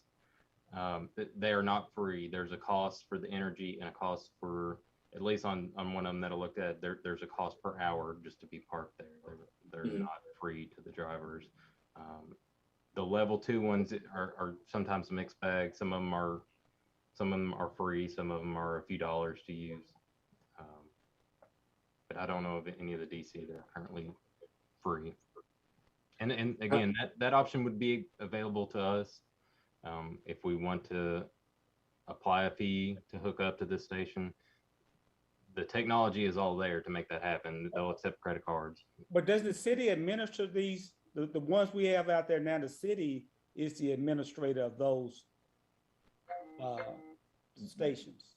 We have control over the accounts. The reason we did it that way, the city originally told us that if at any time they so choose to stop paying for them, they would indeed do that. So we have the ability to turn that function on and off for any of the 3 that are already installed, and we'll have that ability on this new one as well. Well, but again, right now, the trend is that they do the administration and determine costs, if any, or scheduling, if any. That comes through them. Could I clarify something a little bit here? I think the cost of the energy right now is based on our general rate, and that's what we charge the city for the energy that comes out of these. And then they elect not to pass it on to the customers right now. But we're being paid for that. As far as, if you remember I think it'll be February or so, some of the things that Burns McDonald is doing for us on some of those individual rates and things they're looking at, the RECs and different things. One of those items they're coming out with is based on cost of service, what would be a proper EV rate for vehicles. Right now, again, we're using our general service rate. We will have a specific EV rate that we will charge the city. And if the city says we no longer want to do it for free, then that would be what we would charge Yeah. folks as they come by on their credit card. Yeah, but again, right now, the city is in charge of whatever, if any, charge to the public. Yes, if they no longer Okay, so want that's to all do good. that, then yeah, we can't give it away for free according to Hance's legal review. So if the city said no, they did not want to do it for free, then it would revert to that electric rate that we charge, the general electric rate. As far as recouping our charges for this and the equipment, again, we haven't done the cost of service study on this, so I don't believe we're probably recouping that rate currently. What we will get in a couple of months will be a rate that's more in line with recouping your cost of service for these particular items. And then at some point, I would think you have to think as these chargers become more and more widespread, the subsidy, the free part of it will probably go away. And at that point, most everyone would, there would be a charge, but currently the city is agreeing to go along with it. Okay, what is the board's pleasure to approve this and award the contract, or to ask Vint and Gary and Travis to get with the city and finalize the reimbursement arrangements and then bring it back in January? What's your all's pleasure? I would like to get with the city to see what they plan to do with this. I mean, if it has to become ours, then we can come back and do that. I'm not opposed to the station per se. I Right. just don't want to be caught financially with all the liability that we thought was going to go somewhere else. Okay. Right now. Well, you all want to? Could I remind the board, if the city, the city in all of our conversations, it's not written in stone, but in all of our conversations, they understand the same process. If Right. the city said, we don't want to continue this, then there would, unless the board made a different decision, then we could put this in and charge for it, just like we would if the city wasn't doing this. So we're not stuck in a situation where we can't recover a rate for electric. We could, if the city doesn't want to do it for free, the charge would just pass to customers rather than the city right now. And we just put some type of, and this device is capable, has the software and the capability of someone being able to insert a credit card and pay for it. Yes, that's how you do it. You pay for it on credit card, and we adjust what the rate is. The rate could change, pretty often. We could change it by all kinds of things. So again, if the city doesn't want to participate, then it just has a rate, basically, is the only thing that would change, would be my opinion. Well, Okay. I'd be okay with that, but I'd like to have some input on the location. But we had kind of, If we did it ourselves. okay. If we did So, it ourselves. Chair, I'm sorry, Catherine? I have a couple questions. This cloud plan subscription and the prepaid Assure for CPE 250 or whatever, those, it amounts to about 5,200 in recurring annual charges. First of all, is that do we have a similar annual charge on the other stations? It's structured similarly, but it's much less. And I think the primary reason would be it's much less expensive equipment. I think the bulk of that is much pricier equipment here, but it's structured the same. There is an Assure and a cloud plan with the other stations. Okay. And we've been paying that every year. We do pay that, yes. Okay. So with the current stations, we paid for the initial, the equipment and installation, basically the infrastructure and the annual charges. And the city's just reimbursing us the cost of the energy, and right now that rate does not include any sort of amount to cover cost of operation, correct? No, it would be a kind of a standard utility rate. It's just they've got another meter on the equipment specifically. Okay, and what you said on the Burns McDonald study is, we can come up with, or they can come up with some proposals for EV rate that might get us a little bit of, in essence, a reimbursement for some of the costs. Correct. correct? Yeah, the annual fee, those kind of things are not something that was taken into account in the general charge. That's just kind of covering other things. That's why we asked for this specific cost of service created for this one rate, so that we will establish a rate that will recover these annual fees, equipment cost to install, et cetera, the expected life of the item, and those kind of things will be involved in the rate. And that will, there's two different rates that likely you would have. You could have a rate that is on the kilowatt hour charge. You can also have a connect rate. You know, if someone connects and they're only there for a short amount of time, you wouldn't collect much money. Maybe you need to have a minimum charge just to connect. Maybe you need to have a penalty charge if you, especially on the DC fast charger, if you've been there for 2 hours, that's designed to be a quick top off. You need to move on out of the way, and maybe there's a penalty if you stay there. It'll text you and tell you your car's full. Can you please move it? And so there's a lot of things like that that could be done to recover those costs. And that will be in that Burns McDonald. We'll have a much better idea of how to fairly and accurately just determine what those rates would be for these types of installs. So obviously there's a lot of logistics. So I'm wondering if we play this out and we don't approve this, and you know, it seems like the city's not going to be able to say yay or nay till they know what we're proposing. And we don't know what we're proposing till the Burns McDonald study's finished, correct? Well, we have the current rate that we charge. Yeah, it could go up. I would think the rate may be a little higher, but we will see. I think the other thing to remember longer term, with all the money that's proposed to put into EV charging stations in the country, the amount of money, I mean, this money gives you this network that does all the things that Mr. DeLam was asking, does it do? That's really the key to making this usable. I believe when we start to put a lot of federal money in and we start to see these charging stations go everywhere, there's probably going to be some type of national network and they will all be on it. And I would expect this particular model with ChargePoint will have to change in the future, but that could be 5, 6, 7 years, you know, away. So yeah, the city could get a little bit different bill. I mean, you know, I don't think realistically it's going to be some huge charge difference, but it could be different. Let me ask this, Travis, 2 questions. One, these bids are usually good for what, 60 days, aren't they? Correct. Yeah, standard bid terms here on this one. And if the board approved today, ordering the equipment with the caveat that final deployment would be contingent on reaching an agreement with the city in terms of reimbursement. If we ordered today, when would it be before we'd get the charging station in, delivered? Yeah, they were quoting kind of in the 2 to 3 month lead time range. I can pull exactly from the tab sheet exactly what they quoted here.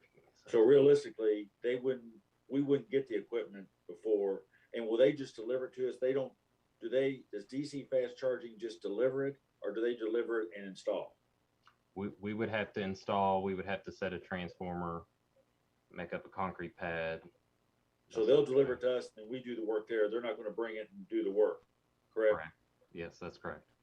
What would you all think about a motion to award the bid invitation with the contingency that final deployment is subject to coming back to the board in terms of an arrangement with the city on reimbursement and final location?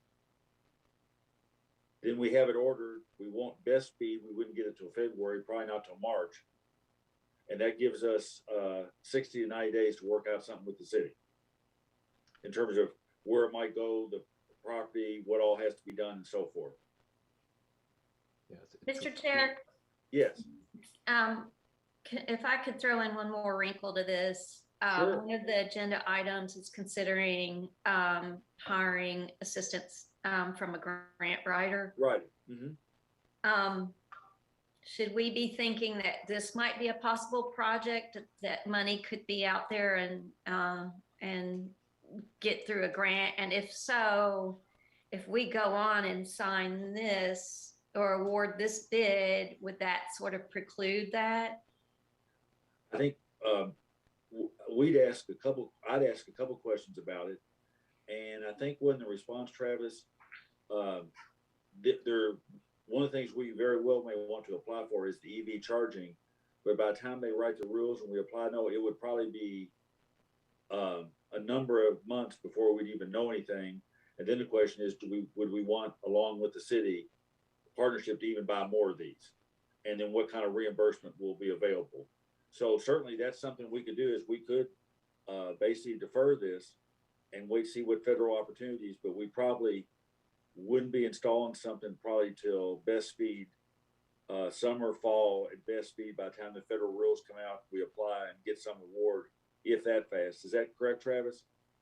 Yeah, my understanding, there is EV infrastructure money that's coming with the big grant packages, quite a bit of it actually, but they, to my knowledge, have not announced any dates. So it's a bit of an unknown.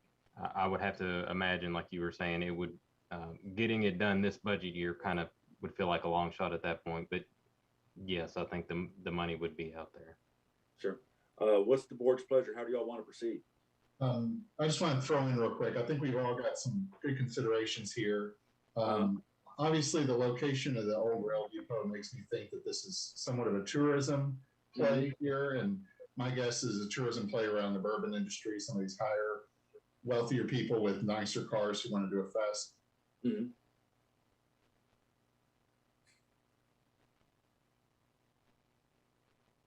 think Jason's froze.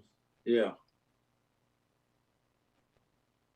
Yeah, it looks like it's Trace off the trail and be able to come downtown and check out Frankfurt going down May for this tourist season. I don't want to put thoughts into the. Can you start over, Jason? This conversation, but it does seem like.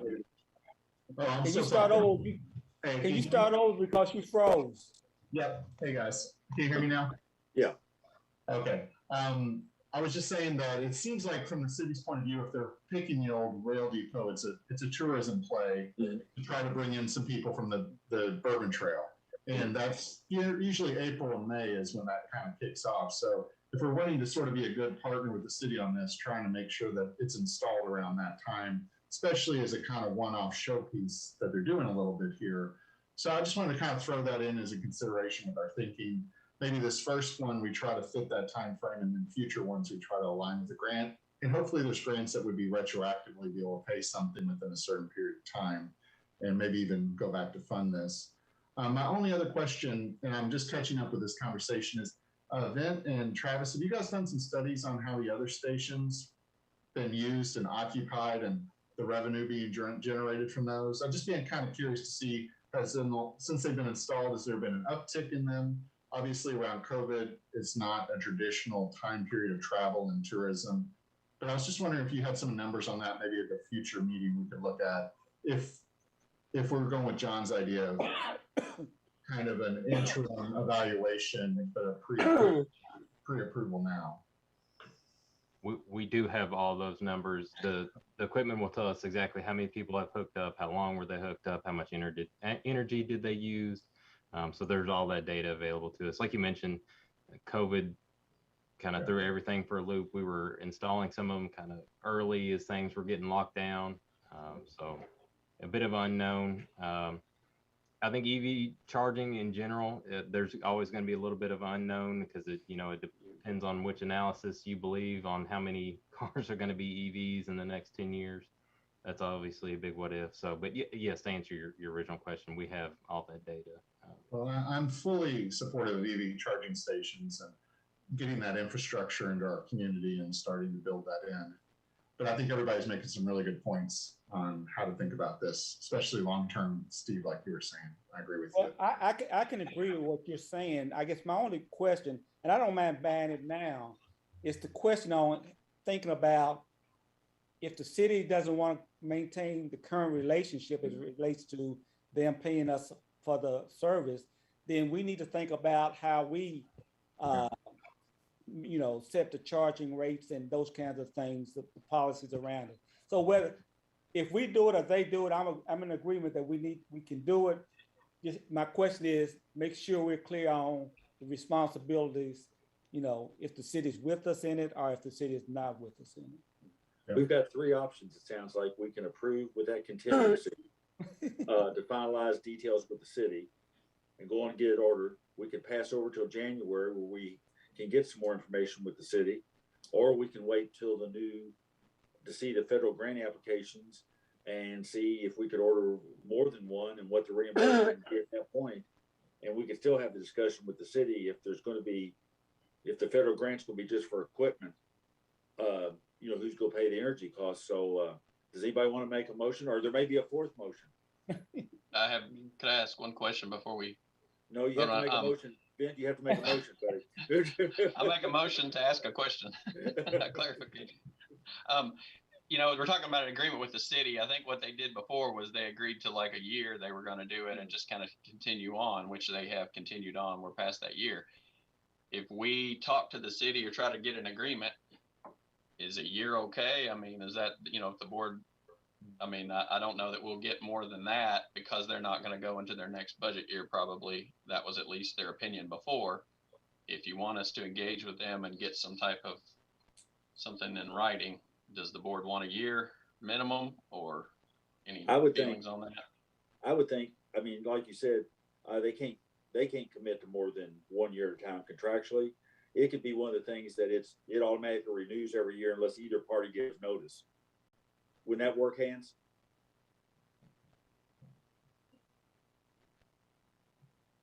Hans? Sorry, it was kind of cut out there a little bit.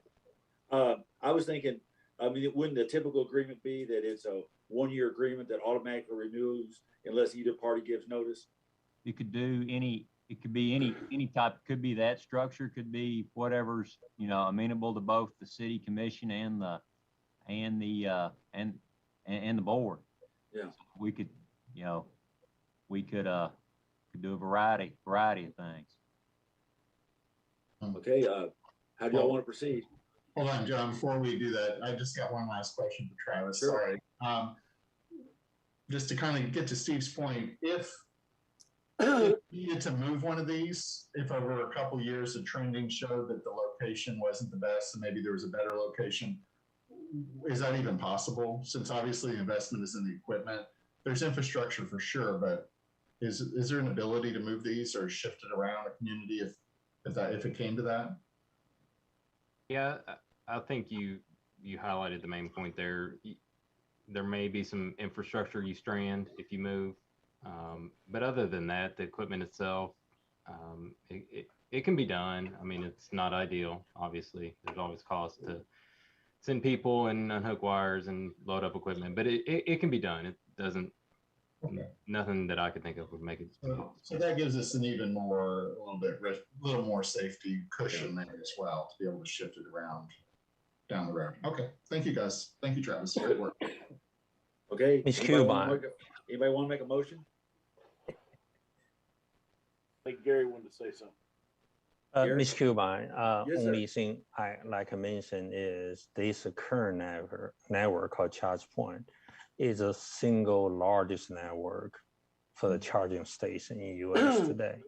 And the information, the real-time information is so critically important. And also their second piece I want to say that is the best interest to all electric utility, include us, to promote electrical vehicle. The reason I give you example is my family had a 2 EV in our home. We can see our electrical bill go up 60% very easily. So it's our best interest promote that. It's a clean, it's a good environment, yes, but it's a huge benefit to us, the bottom line. That's the only things I would like to mention. Okay. Do we have a motion? John, I haven't said anything yet, and I don't know if this is in the form of a motion or not. I appreciate what Steve was saying.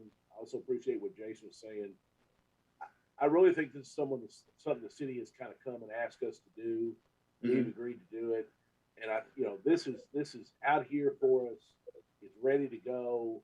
I don't even think we need the contingency. I mean, we'll figure out what the city's going to do. if the city decides they're not going to pay for the energy cost, then when Burns McDonald comes back in February, we'll come up with a rate for it, and we'll take care of it that way. I think this is laying in front of us now. I think it's ready for us to do it. This will be the first of its kind, certainly in Frankfurt. I think Travis is saying maybe the first of its kind anywhere in the state besides Louisville and Lexington. I think that's another feather in our cap. We've budgeted the money to do it. I think we go ahead and do it, and then, and I feel confident that the city is going to pay for the energy for at least the first year or so. I mean, I think we've kind of got that handshake agreement. We'll figure out what happens there. But I would make a motion to go ahead and approve it, and then go ahead and approve this bid invitation number 17441, and then at the next meeting, ask staff to come back to us and tell us where they are with the city in terms of whatever agreement they have for the city to pay for the ongoing costs. Okay. We have John's motion. Do we have a second? Second. We have a motion and second. Any further discussion? All those in favor say aye. Aye. Aye. Those opposed? Contracts awarded. Number 7.6. Consider awarding the ammonia sulfuric acid upgrade project bid number 1740 to Herrick in the amount of $685,000. Julie, and there was some huge price differences there, weren't there? Yes, we got some pretty good numbers, I think. So following the engineering design by HDR engineers and divisional water approval, Frankfurt Plant Board did prepare this bid number 1740 for the construction phase of the ammonia and sulfuric acid upgrade project at the water treatment plant. The bid was advertised and was sent to 5 potential bidders in November, and we opened those bids this past Monday, December 13th. This project will replace the anhydrous or gas ammonia feed system at the plant that we use in the disinfection process with a much safer liquid process, and provide chemical feed redundancy for the sulfuric acid system, which is used to adjust pH. We received 3 bids, 3 responses to the bid. EZ Construction at $987,235, Herrick Company at $685,000, and Lockett's Contracting at $1,040,000. So after bid review and HDR and upon their recommendation, Frankfurt Plant Board Water Treatment staff recommend awarding the bid to Herrick Company at the cost of $685,000. Herrick has in the past provided successful work during construction projects here at the water treatment plant. The construction phase is in this year's capital budget on page 19. At a cost currently at $1,375,000. Be happy to answer any questions. Was there any reason that, I mean, obviously we've used Herrick and you feel comfortable they're capable of doing the work. Yes. Was there any reason the other two were $300,000 and $400,000 higher, you think, or? No, I don't. Sharmista, she has been reviewing the bids. Have you seen anything that would have pointed out any differences? No, we all looked through it and we had HDR, Brent Tippy with HDR as our engineer for this job. And he actually even called Herrick directly just to talk to them even he was a little surprised he was so much lower, but his response was he stands by his number, and it's it's a simple job. I mean, it's a big job. It's a big deal for us with water treatment, but for them, they see it as a small, easy job for them, honestly. So yeah, we felt we had the same thoughts you did looking at the variance in the numbers. Well, keep in mind too that there will be other costs incurred at the water treatment plant in this project too. We have to go to a temporary ammonia feed system, so the cost for that temporary feed system will be coming out of the project. So that was included in the 1.3 million, was some of the things that we're going to have to do to get prepared for this. Mr. Chair? Yes. Just to follow up on what Julie just said, about what percentage of the total construction project would this part of the project represent? Oh, now this is where I need Brandon. He can do the math in his head. I mean, just approximately, because it's about, it's less than half of the budget. Less than half of the budget. Do you think it's more than half of the total construction costs we're gonna incur though? Is that including what we're gonna do out here at the water treatment plant? Are you looking? Yeah, I'm talking about the whole budget we had for the water treatment upgrade. I can't give you a percentage, but I do believe we will come in well under budget. Awesome. And can you talk a little bit, just educate us all a little bit on the how this changing this type of system will be an improvement in safety as far as the ammonia? Okay, right now we have a tank of gas ammonia out here, and gas ammonia is can be considered a hazardous chemical. It is one that we do not want to see a release of. So by going to a liquid process, we are eliminating any danger to our employees or to the public. Most water systems that do use chloramines as a disinfection process are moving away from gas ammonia. So we are, this is the trend. It is much safer, much more reliable, easier to deal with. So. Great, thank you. Okay. Any other questions of Julie? Seeing none, do I have a motion? So moved. Do we have a second? Second. We have a motion second. Any further discussion? If not, all those in favor say aye. Aye. Aye. Those opposed? Contracts awarded. Thank you. Next item, 7.7. Consider approval of change order number 1 on PCCP line work project with Rangeline Pipeline Services for $153,078. Mr. Billings. Yes, sir. In October, the board received 2 bids for a single line stop and fittings for the tie-in to the existing concrete pipe in front of the reservoir. Rangeline Pipeline Services was the low bid at $121,754. Second highest bidder was Thompson Pipe Group in the amount of $211,950. So Rangeline left about $90,000 on the table. We got a good bid from them. Like I said earlier, we awarded the work to Rangeline Pipeline Services. As staff began to develop the construction details, it became evident that a temporary bypass, which would continue to provide flows around and tie into around the tie-in area and into the reservoir, would be advisable in order to minimize the construction risk to the greatest extent possible. As a matter of course, Rangeline was requested to provide a scope of work and pricing. At this point, I'd like to share my screen and explain kind of what I'm talking about. This is the pieces that are going to be cut in. Can everybody see my screen? Yes. Yes. These are the pieces that are going to be cut in to the 36-inch concrete line out front in this area right here. The original plan was to have a single line stop in this area. And together with that line stop and an existing valve up here, we're going to be taking this line out of service to do this cut-in work. It was originally thought that could be done in a day. I think that was optimistic.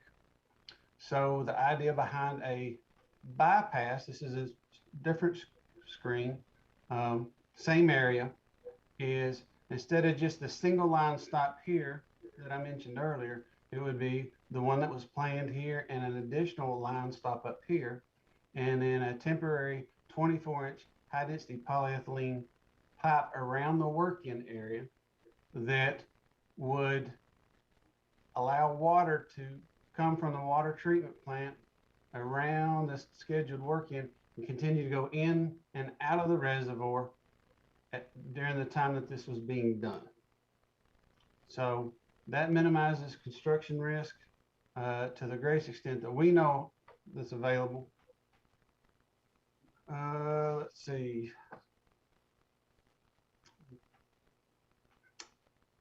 Like I said, change order number 1 is providing a secondary line stop and a 24-inch bypass. The change order would increase the contract amount by $153,078, but not change the substantial completion date. The new contract amount would be $274,832. Funds to cover the additional expense are included in the FY22 budget. $91,000 we transferred to this project from the PCCP fittings line 650. That project's not expected to occur this year. And with the remaining $62,000 transferred from the water line replacement line item, line 655. We don't expect any change orders on top of this at this time. As a matter of course, staff recommends the board approve change order number 1 with Rangeline Pipeline Services.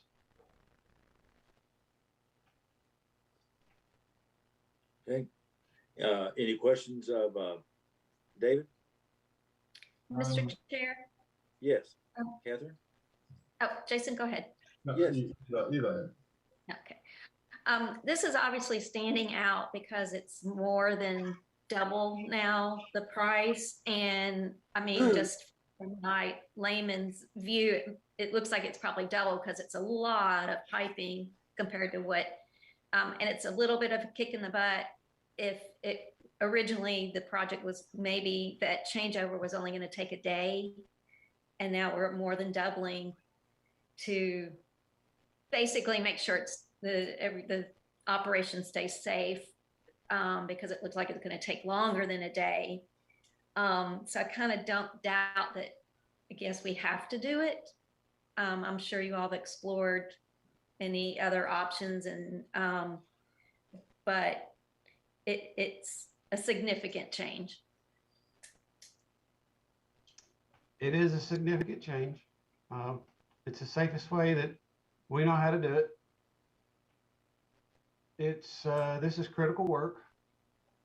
We did check with Hans on the amount, and it's a continuation of well, I'll let Hans explain, but it's my understanding it's a continuation of the scope of work that was originally planned.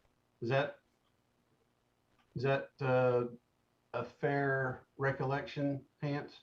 Yes, sir. That's a good that's a good statement. There's a Attorney General opinion, a 1962 AG opinion that talks about sort of change, when is a change order appropriate, and it relates more to the nature of the work as opposed to the amount of the change. So if you're, and of course it's kind of a fact sensitive question, but here I think, talking with David, this is all kind of integrally related to the job. You have to have the bypass to get the job done safely. So I think it's fair enough to do a change order in this instance. It's kind of, it relates all to the same, the kind of the same nucleus of operative fact, if you will, that sort of phrase. It's all the same. It's not a completely different type of a project we're dealing with.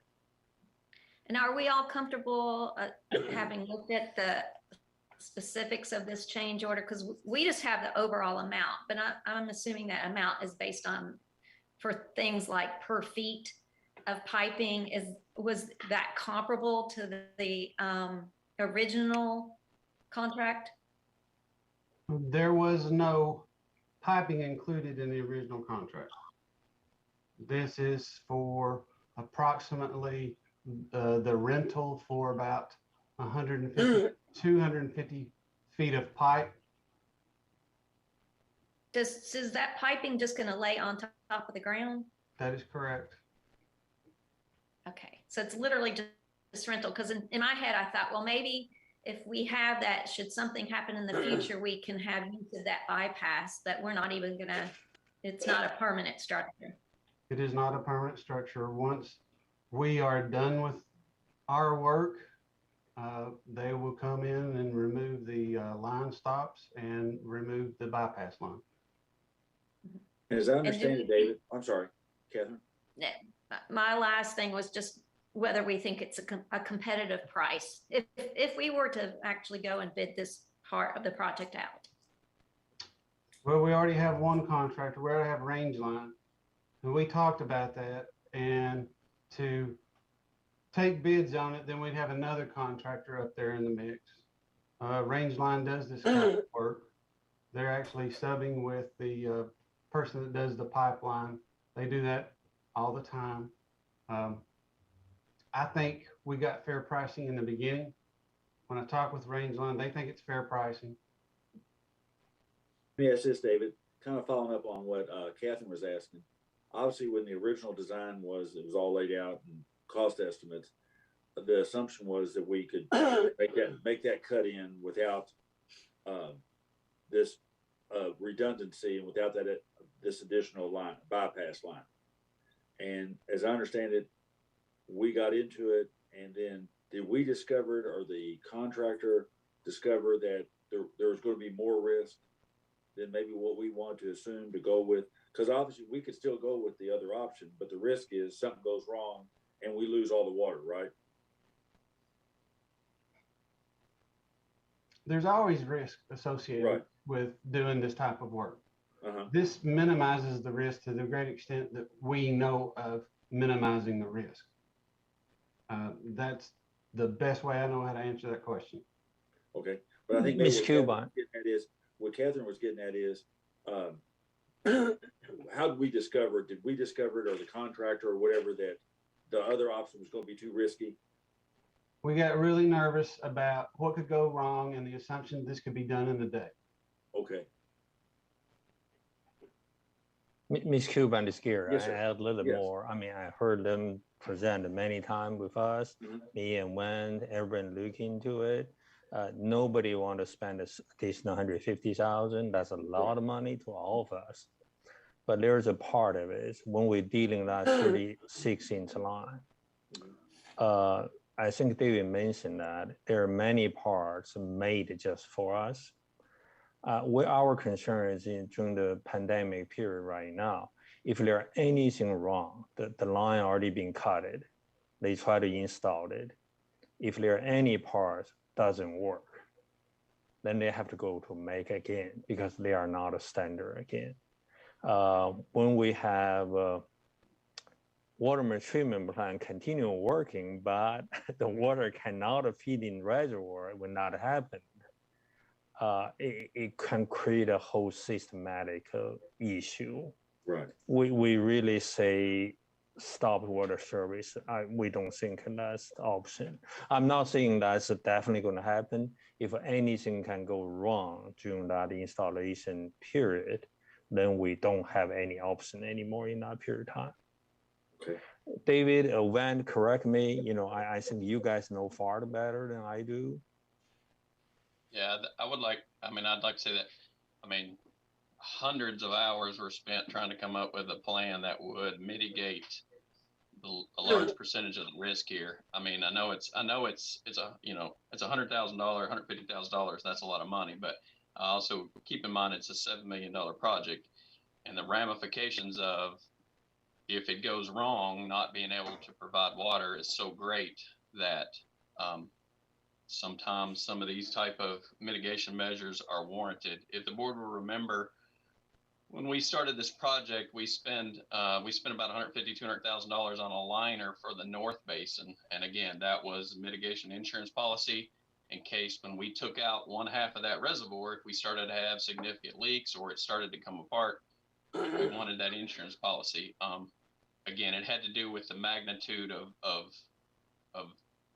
what can happen if things go wrong. I think this is in one of those cases where if we were doing an ordinary line, would we try to necessarily do this? No, but you're talking about largely the entire water system for the whole city. So it is $150,000. It's a $150,000 insurance policy. To be honest with you, I hope we put all this in, everything goes well. We don't need additional parts. And we ended up not needing it.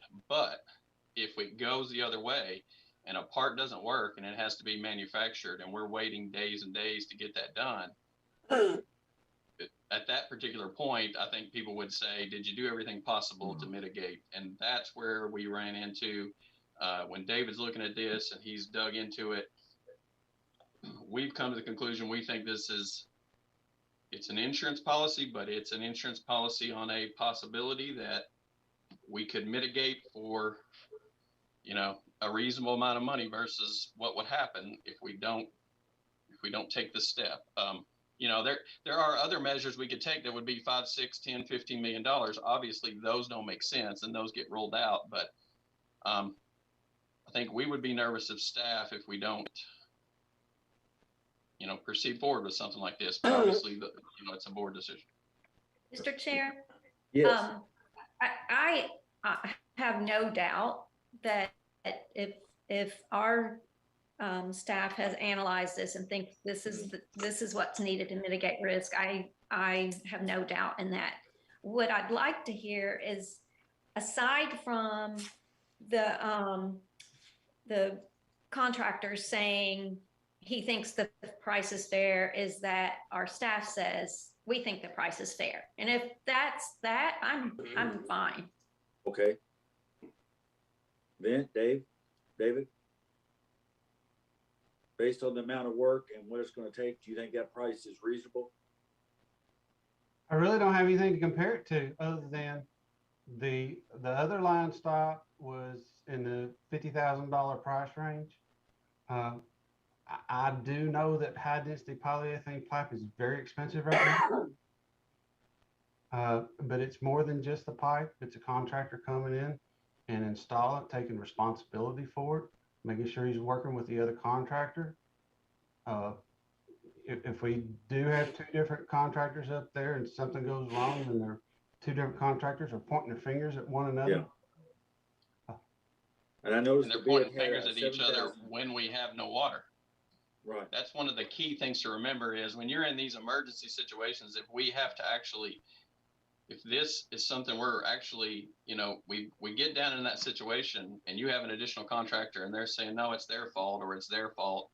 And at the same time, you got, you know, large portions of the city or more with very limited to no water. That's a huge, I don't know. In my experience, that's a huge deal. That's worth additional money as well. And I noticed there was part of that bid was $7,000 for them to provide additional bonding too, right? Correct.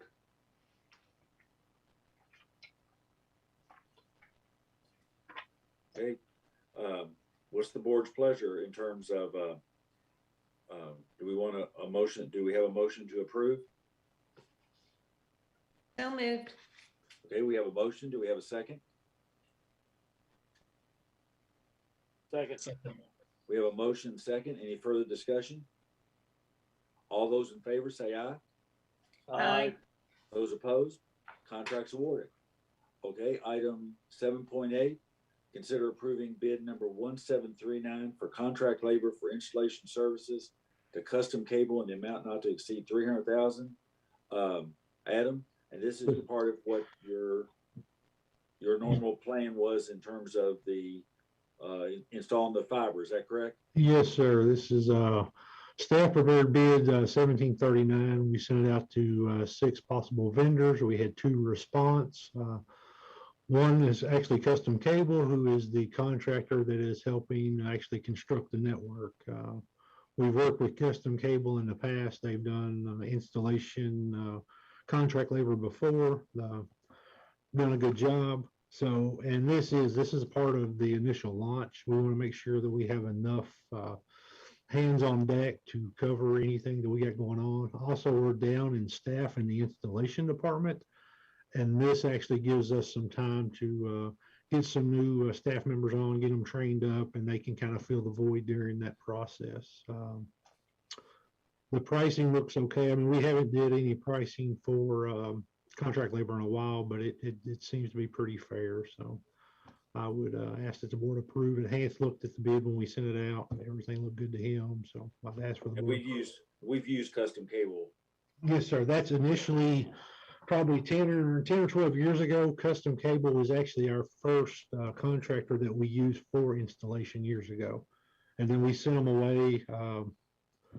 And then, like I said, we decided to bring contract labor back for help, and they award, actually we applied for installation help. So, okay. Any questions of Adam? Okay, if not, do we have a motion? So moved. Do we have a second? Second. Okay, we have a motion, second. Any further discussion? If not, all those in favor say aye. Aye. Those opposed? Contracts approved. Thank you. 7.8, consider approving NBC Universal Agreement. Harvey, it wouldn't be a meeting without you, buddy.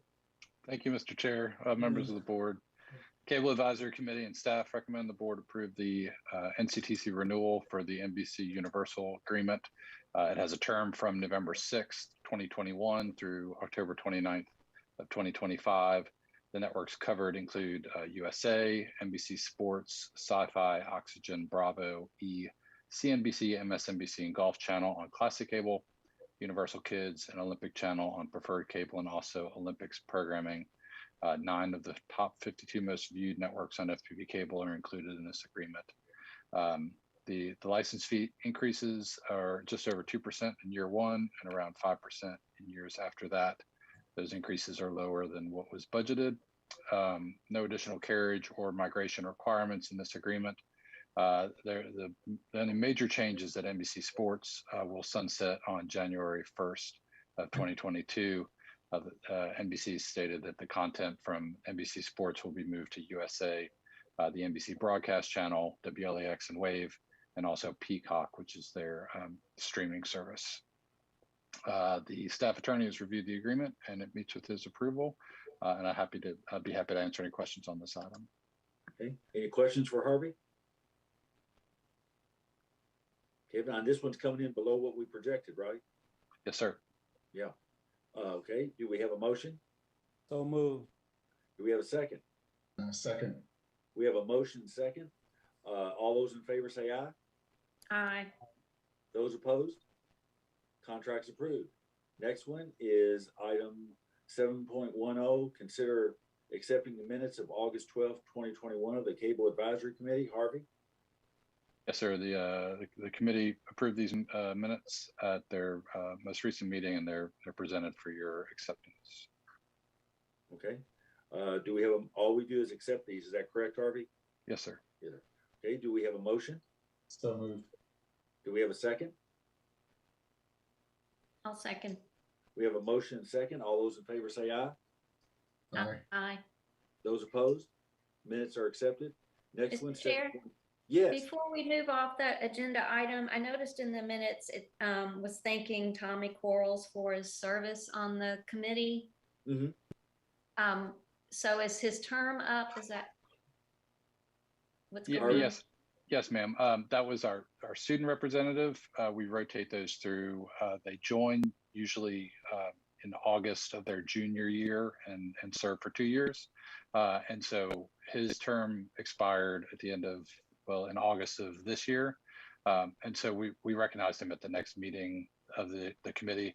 His replacement was approved. I don't remember, 2 months ago. This board approves Sarah Lodmell as our new student representative. So she's on the board now. All right. Or on the committee now. Yeah. All right. Thank you. Sure. Item 7.11, consider a one-time increase of $1,000 to gross earnings of all full-time employees on the first payroll in 2022 due to the decrease in real wages caused by increasing consumer index. This was one that we had discussed earlier, and we're going to proceed with a $500 payroll supplement to be grossed up. And our part of the criteria in that motion we had previously was that we would look in December if CPI was over 5%. For December CPI, correct me if I'm wrong, Mr. Denton, we're actually close to 6%. What this would do is rather than $500 grossed up, this would basically be $1,000 flat, regardless of pay. It'd be a one-time salary supplement, and it would not be grossed up, which means the individual amount per employee would actually be increasing after they'd be responsible for all their own taxes and costs, and the actual per employee would actually be worth probably anywhere from an additional $300 to $250 to $300. Is that correct, David? Yes, sir. This will be a one-time pre-tax gross payment, like if you're looking for W-2 box 1, W-2 gross wages, and then FPB would be paying, the payroll tax required to pay and the contribution to the retirement system. That amount would be $279,000, increasing from the original board resolution back in September, which was 182,000. So about 200,000 of this would be the actual pay. The rest is payroll tax and retirement contribution. And that cost that we're responsible for regardless is what, about 27, 28% now, the CERS contribution? Yes, and then the 765 for Social Security. Right. So, and this would not be in the base. So when we do the payroll budget for fiscal year 22-23, we would be looking, this would not be, this 280,000 would not be in that base at that time. Correct. This is a one-time inflation pay. Right. So what's the board's pleasure in terms of, like I said, we had already previously approved the $500 grossed up, which is probably worth 200 to 250, depending on the employee's tax brackets and so forth.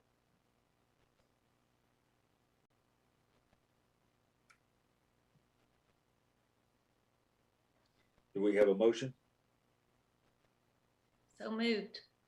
Do we have a second? Second. Any further discussion? All those in favor say aye. Aye. Aye. Those opposed? Supplemental salary is approved. Last one, or not last one, item 7.12. Consider obtaining the service of one or more grant research and writing entities to assist FPB in securing state and federal funds for electric, water, and telecommunications infrastructure and operations. This one that Gary, as you all know, the federal government passed the infrastructure bill. Kentucky is slated definitely on broadband to be eligible for a significant amount of money. And there's also in that grant, in that federal bill, money for water projects and money for EV charging stations. This basically, in talking with Gary and David, apparently there's going to be, we don't even know at this point, the feds have not, U.S. Department of Treasury has not written the regulations, they've not published them. The anticipation is that there's obviously going to be a lot of competition and interest in these monies. At this point, we're not even sure what the regs are going to look like, what the criteria is. Most of the big grant writing firms appear to be filling up. And what I asked David to do is, about a week and a half ago, he sent out a notice, and it's a process we'd used previously when I was in the Attorney General's office. We sent out to, I think, 16 firms that we were interested in someone who could do grant work, the federal and state level, specifically on these federal bills, and asked them to tell us, A, if they had any conflicts, B, if they were doing work in Kentucky, and to give us a resume of who would be doing the work in Kentucky, because the scope of work actually would be determined once we know what the federal rules are. In all likelihood, the contract would be under our small purchasing limit that Gary could award. But I think David has provided everybody with the information, the firms that applied, and what services are offering, what their experience is. And I think based on that review, David, did you want to kind of tell us what firms look like they were most capable of doing the work, and then open it up for board discussion? Mr. Cubine is a good summary of the process, and we did receive 5 different submittals from these firms. Under this purchase process, it really was technically a request for quote. There is no scoring or anything like that needed. So this is really up to a qualitative review based on what the board would like to see in a firm to represent or to assist FPB with research and grant writing. As you all know, the plant board staff recently, with help from the county, submitted a request for $8 million in funding from the 2021 Kentucky Broadband Deployment Fund. I really have high hopes that that will be successful. So we're already down the road in doing these. I believe whoever we pick, FPB will have a very heavy hand in the completion of the application. So I think all these firms are capable. It's really what the board would like to see in a firm that's before you in the board packet tonight. Which ones, Gary, you and David looked at them, which firms stood out to you all that, based on their resumes and their experience, look like they would be good firms to work with for the work we might have?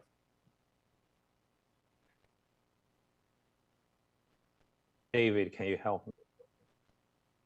Sure, I do think all that are capable of helping us out. I know from my perspective here, one of the bigger things is having assistance in highlighting opportunities.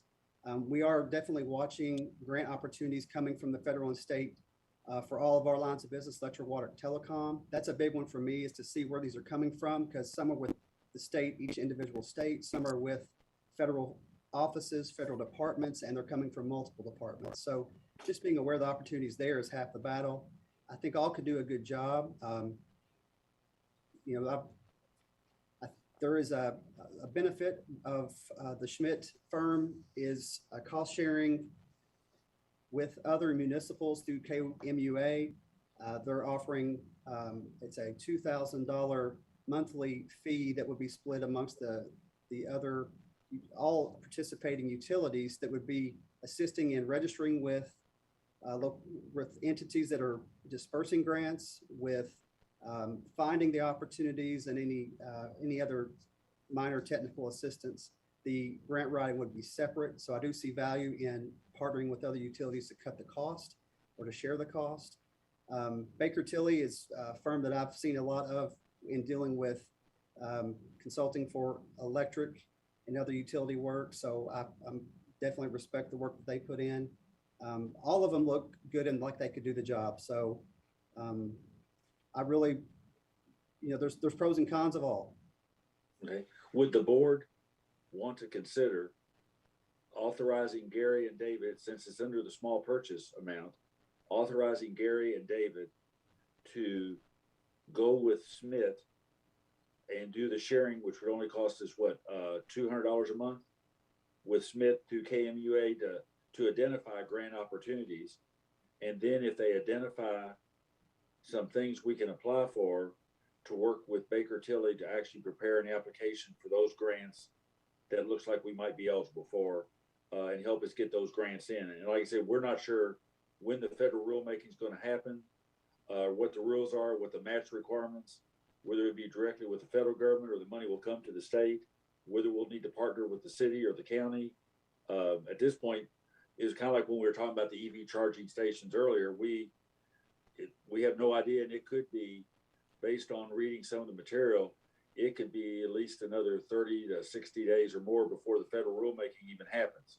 So, but I think what the goal was here is to try to be positioned. So if we see something, a grant opportunity, we're prepared to move on it. So it's kind of the board's pleasure what we want to do.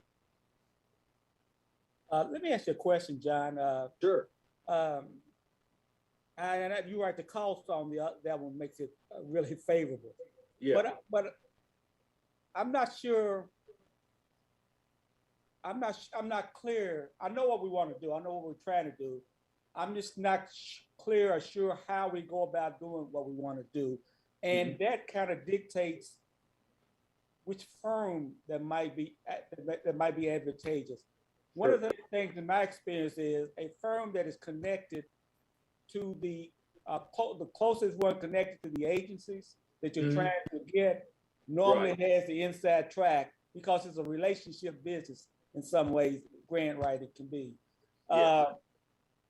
So I'm happy to do what you're just saying, leave it to them. I just want to make sure that in the consideration, it's just not that, we need to figure out what we exactly want them to do and then calculate the cost by these firms. Right.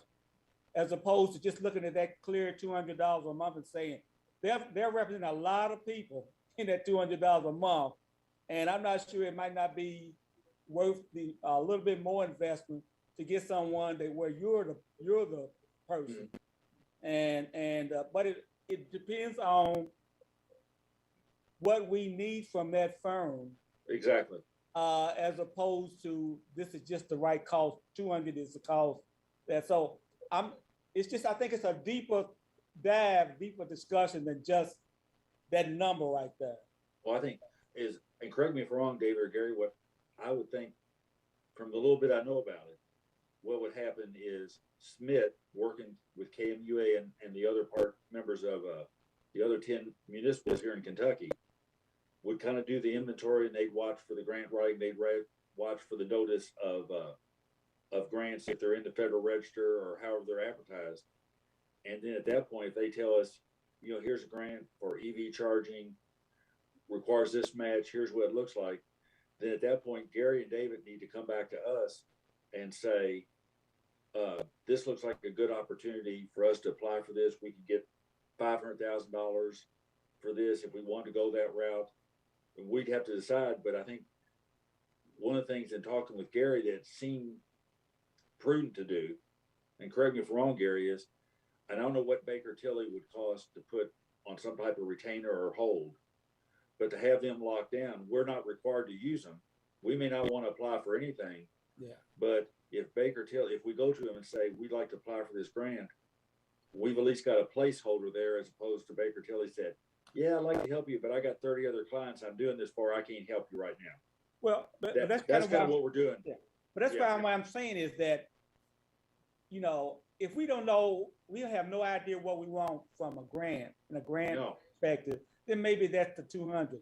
But if we know that these grants are coming out of the federal legislation are the grants, and we know where we want to go, then I would seek a cost, at least a cost estimate from some of these other guys to say, you know, one of these grant writers offered training for staff, your staff, you know, I might consider that as just as a separate item to come in and help us be more,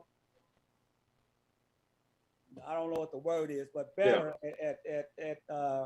at doing it. I'm just saying that if we know what we want and we know some of the grants we'd like to look at, I would at least ask, get a cost estimate from some of these firms like Tilly and Grants Management Associates, whatever, and see kind of what it is. It might be $10,000, you know, 200. I don't know, but it's, you know. And this is Jason here. So I write a lot of federal grants. I mean, that's kind of one of the things I do as a professional. And I agree with a lot of Steve is saying here. My experience with this is that you have people in specific areas of who've got their ear to the ground very solidly. They know about these things as they're being written. They're way ahead of the curve on this. And so I would say that anything that we do, we want to give Gary and David maximum flexibility to move on grant opportunities. I don't know. I don't know the process with the plant board, but if there's a way that we can kind of empower them to apply for grants that maybe don't require a match, but just are straight grants, even without our approval, just let them, because sometimes these grants have such a fast turnaround, we don't want to have it dependent on the board vote. We maybe want just to empower them to be able to go after some of these grants carte blanche.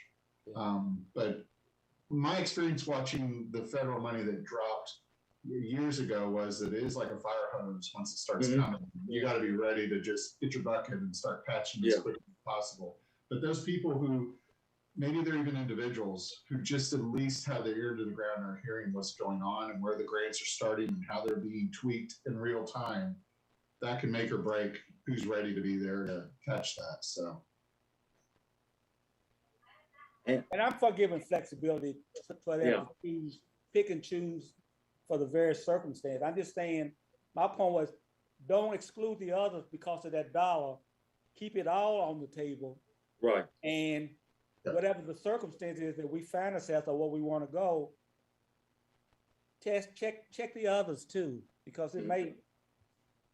I was agreeing with Steve on that. That's what I was as well, Steve, because you're right. Absolutely. If there's somebody who has that experience writing that type of federal grant for that department, they're going to have 3 legs up on someone who's may know how to kind of write that, but not specifically what that department's looking for. So you're as you all know, when the rules come out, the proposed rulemaking, if you're watching it and you've got someone that can help you, there may be a comment you want to make on the proposed rulemaking that all of a sudden makes us eligible for something that the initial rulemaking we would be excluded. And if a slight tweak in the rulemaking would allow us to apply for money. So how do y'all want to proceed? Well, Mr. Chair. Yes. I mean, this is kind of hard for me to sort out. So I was like trying to chart some of the, compare apples to apples, but obviously, as you all have said, one of our options is to go ahead and join the other 10 people already that are cost sharing. Right. And that's purely for an identification of opportunities. Right. And then obviously from there, if there's an opportunity identified that we want to go try to grab,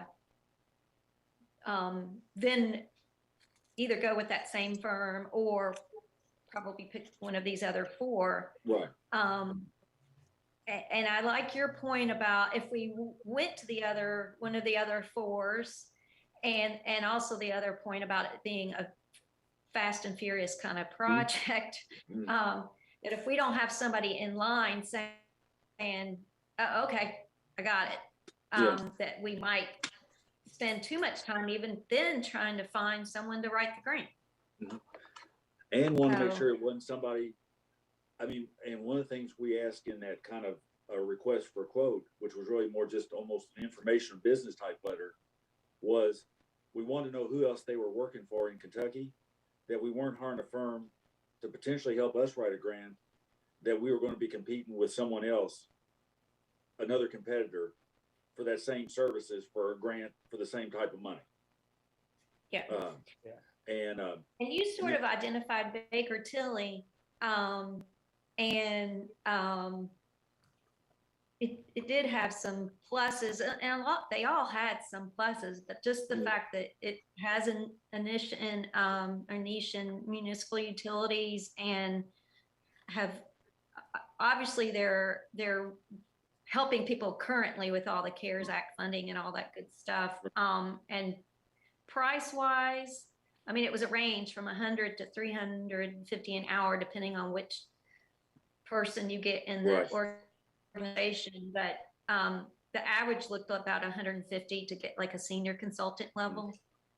So that wasn't bad. You know, I think your point about have somebody ready to go is a good one. And what David did and Adam and others, they kind of polled everybody and came up with those. Wasn't it ultimately, David, 16 firms that you sent the letter out to? We had 12, and several of those, about half of those came through the American Public Power Association, through their listserv, put those out as folks they knew that were doing this. Some we had with contacts already established through other activities with associations from cable telecom and IT as well. So, and we did a simple web search and found a few more that might fit the bill. So it's a pretty good range. But I think other than just what we've heard, I don't think there's any, other than getting the business letters in, we've not, as I understand it, we've not had any contact with anybody. It's, I'd ask David and Gary to get a list so that we could get it on the board's agenda this month, so y'all could see firms interested and we could give them some direction if we wanted to on how to proceed. So John, I guess I'm thinking of an all above approach here. I think we're all hitting it like a basic inventory of everything, kind of put our feelers out so we know what's coming. Some in-house staff training would not hurt at all. There's a lot.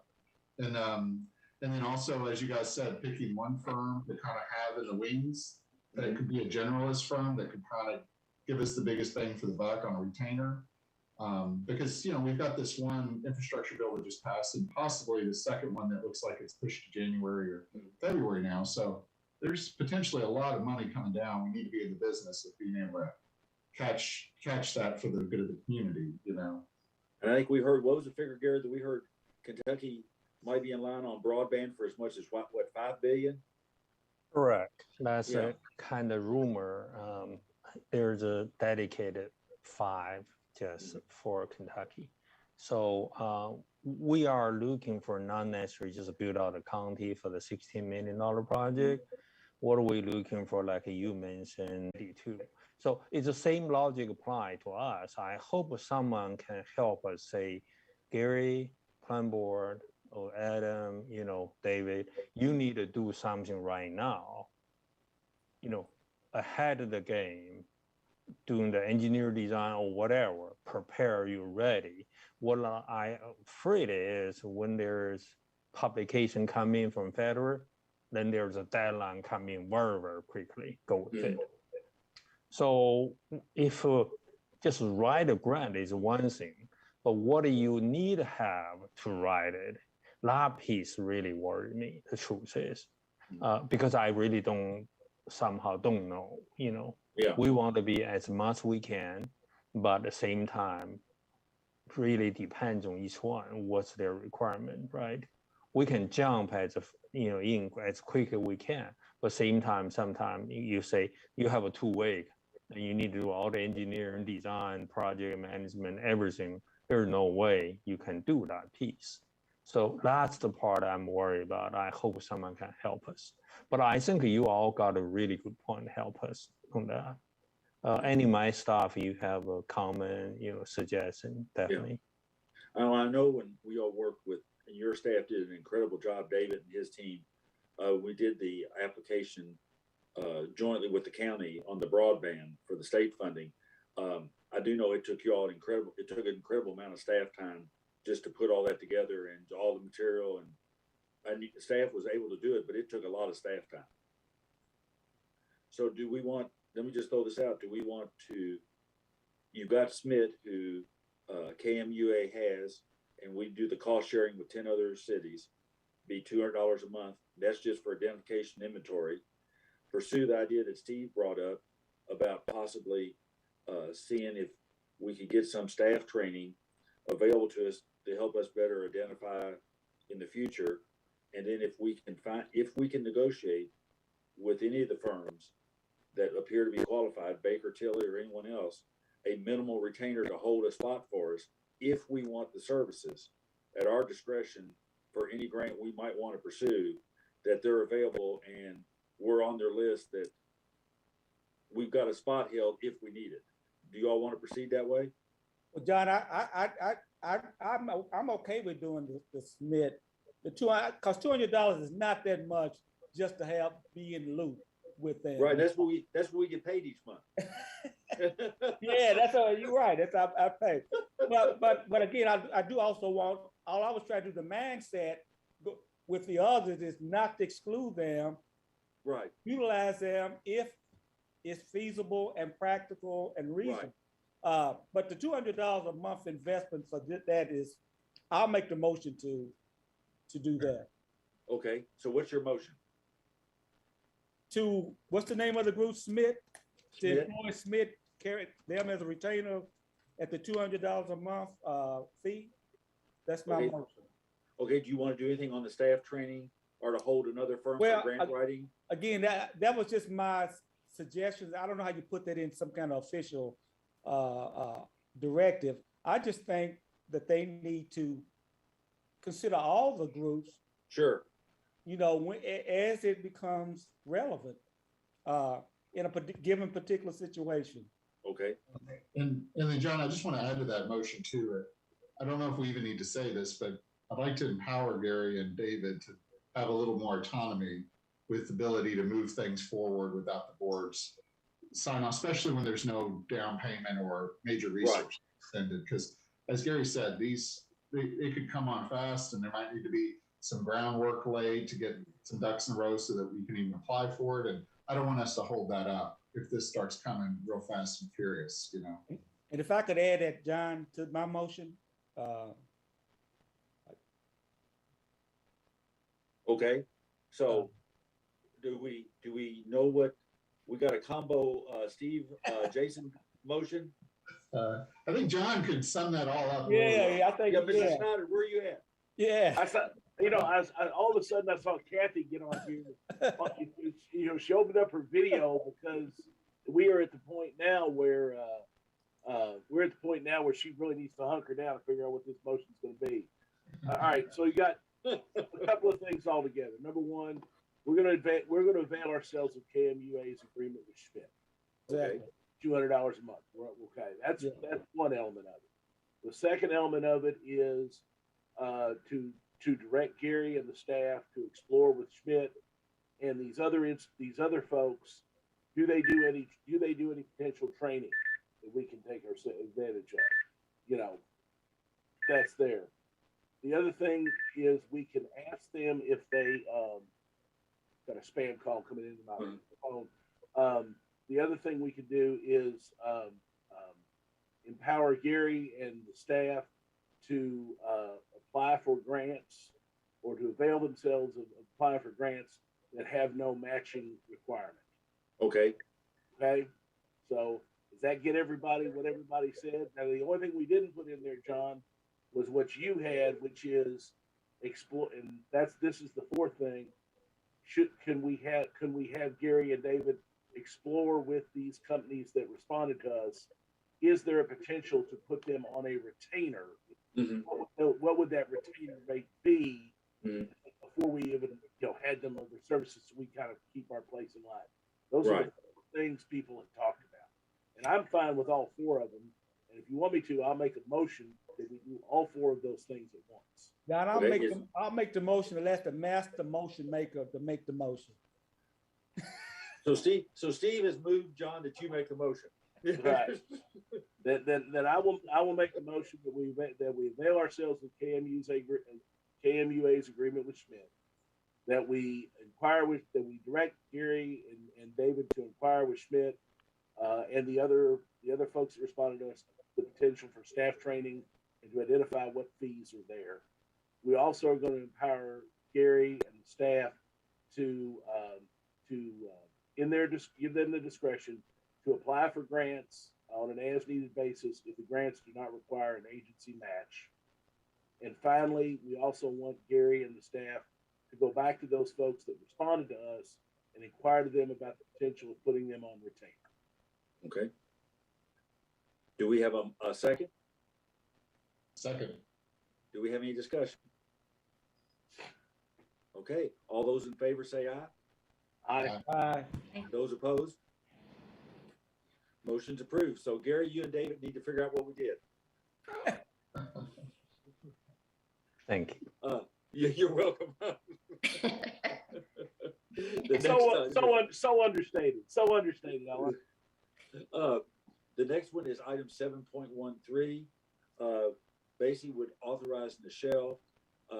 She's done some preliminary work and thinks there may be, you can correct me, Nichelle, but maybe let a half dozen or less employees that as a result of the salary adjustments and everything we did in July, that might need some adjustment. This just authorizes her to get that prepared with a cost estimate and bring it back to us in January. Correct. Some recent promotions in one of our department has created some situations where tenured employees are being paid less than the employees that they are currently supervising. So staff is asking the board to authorize HR to review these scenarios and situations and then come back to the board in January with some recommendations and estimated budget cost impacts. And this lets the staff know that Nichelle has identified it and has brought it to us, and that we're going to be reviewing it in January once we've got the data to look at and cost estimate. Is that correct, Nichelle? Yes, Mr. Chair. Correct. Okay, do we need to approve you to do that, or just you're advising us that that work's underway? Yes, correct. Okay. Does anybody have any problem with Nichelle? I don't think we have to take a vote on this, but does anybody have a problem or want Nichelle to go into more detail on this? No. I think what you said, Nichelle, is probably less than a half dozen employees. Correct. Yes, sir. Yeah. Okay. So if there's nobody's got a problem, we don't even know what the cost would be or what all it's going to be, but they have come to Nichelle and she's aware of it, and she wants to get that, bring that to us. So next one is item 7.14.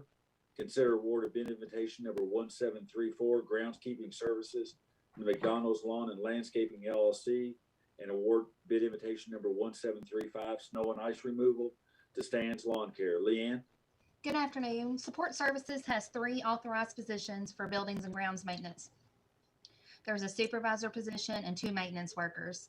We also have 2 seasonal employees that are in the budget. All 3 full-time positions are currently vacant. This provided opportunity to look into other options such as contracting for lawn care, landscape maintenance, and snow and ice removal services. Staff anticipates that contracting these duties will reduce the buildings and grounds department down to 1 full-time employee and 1 seasonal employee who would focus mostly on buildings maintenance and repairs. Staff prepared a bid for the groundskeeping services that consist of lawn and landscape maintenance at all the main properties and also includes most of the substations, pump stations, and water tank sites. Bid invitation 1734 was for the groundskeeping services, was sent to 15 lawn care companies with 3 responses received. Staff recommends awarding to McDonald's Lawn and Landscaping as they are the lowest bid meeting the specs. The estimate for total cost of $68,590 is based on once a week mowing services at all locations for 26 weeks and seasonal landscape maintenance. References have been checked and are all favorable. And then we also prepared a bid for snow and ice removal services that consist of clearing driveways, parking lots, sidewalks, and entrances to the administration building, the service center, telecom building, head end, and the water plant. That bid was bid invitation 1735, and it was sent to 15 snow removal companies with 2 responses received. Staff recommends awarding to Stan's Lawn Care as they are the lowest bid meeting specifications. The bid explains that the award is heavily weighted on the price for snow and ice removal for categories A, which is pre-treatment, B is dusting to less than 1 inch, C is 1 inch to 4 inch, and D is 4.1 inch to 7 inches of snow or ice, since these are the most common snow and ice events in our region.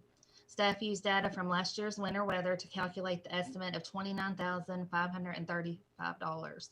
The estimate includes 3 pre-treatments, 6 dusting to less than 1 inch events, and 4 1 to 4 inch events for each location. The estimate also includes 1 4.1 inch to 7 inches event for each location, although we did not have a snowfall of this size last year. References have also been checked on stands and are favorable. We estimate a savings of approximately $22,600 per year by utilizing contractors. The estimation is based on comparing salary and benefits of the 2 maintenance workers and the salary of 1 seasonal employee to estimated services needed on contract. The supervisor position and one of the seasonal positions is not included in the comparison because they will still be needed if contractors are utilized. Salary and benefits for the 2 maintenance workers and 1 seasonal employee totals $120,789 per year. Estimated lawn care and landscape maintenance for 1 year is $68,590. Estimated snow and ice removal services is $29,535, and the contracts have been reviewed by the staff attorney. I'll be glad to answer any questions. And Leanne, no employee is losing their job. We're not laying anybody off or replacing an existing employee with a contractor. This is simply to utilize contractors rather than filling those spots. That's correct. And we've had trouble over the years somewhat trying to retain some people in these positions. Is that right? That's correct. Okay. Any questions for Leanne or on these contracts or the process or going this route as opposed to filling the positions?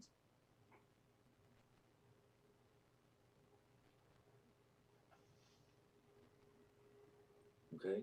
I think Mr. Snyder's talking, but his mic is off. Yeah, John, I have one question. Sure. And if we approve this, when will these contracts start? I mean, I know the mowing will start in the spring, but if we do the snow and ice removal, will it start with this winter we've got coming up now, or? Yes, the way we wrote the contract is it would start immediately so that both contractors could prepare for the work that they have coming. Like McDonald's, that gives them plenty of time to know if they need to hire more help or need more equipment. All right, thank you. Okay. Any further discussion or questions? If not, do we have a motion? Motion to approve. We got a motion. Do we have a second? Second. Any further discussion? If not, all those in favor say aye. Aye. Aye. All those opposed? Contracts awarded. Last item, I hate this, end of the meeting. Consider award of bid invitation number 1738 metal poles to Brownstone Electric Company in the amount of $43,973. Jennifer? Well, I'm going to do this one for Jennifer. Staff prepared a bid for metal poles to replenish depleting inventory levels. The orders for poles depend on new development and the replacement of bad or damaged poles. The invitation was sent to 10 vendors and 3 responses received. After evaluating all the bids, staff recommends awarding to Brownstown Electric Supply as they were the lowest bid, meeting specifications. And they'll be able to deliver timely, or, I mean, is this one of the areas that they're having trouble getting supplies, or are they pretty timely at this point? This is 8 to 10 weeks, so it's not horrible. Yeah. And how are we doing on the wooden poles? Are we in pretty good shape on those? Yeah, we're doing pretty good with wood poles. Okay. Okay, any discussions about this particular bid? If not, do we have a motion to approve? So moved. Do we have a second? Second. Okay, we have a motion and second. Any further discussion? If not, all those in favor say aye. Aye. Those opposed? Contract's approved. Now I'll turn to Mr. our Chairman? official motion Mr. Chairman? maker, Mr. Snyder. Before I make the motion everybody wants to hear, Yes. I am sitting here at work and I got a phone call and my boss came in and a couple other things happened. Kathy, I'd like to be recorded as voting yes on items 7.2, 7.8, 7.9, and 7.10. If there's no objection, Mr. Chairman. This is not the General Assembly. Assembly, yeah.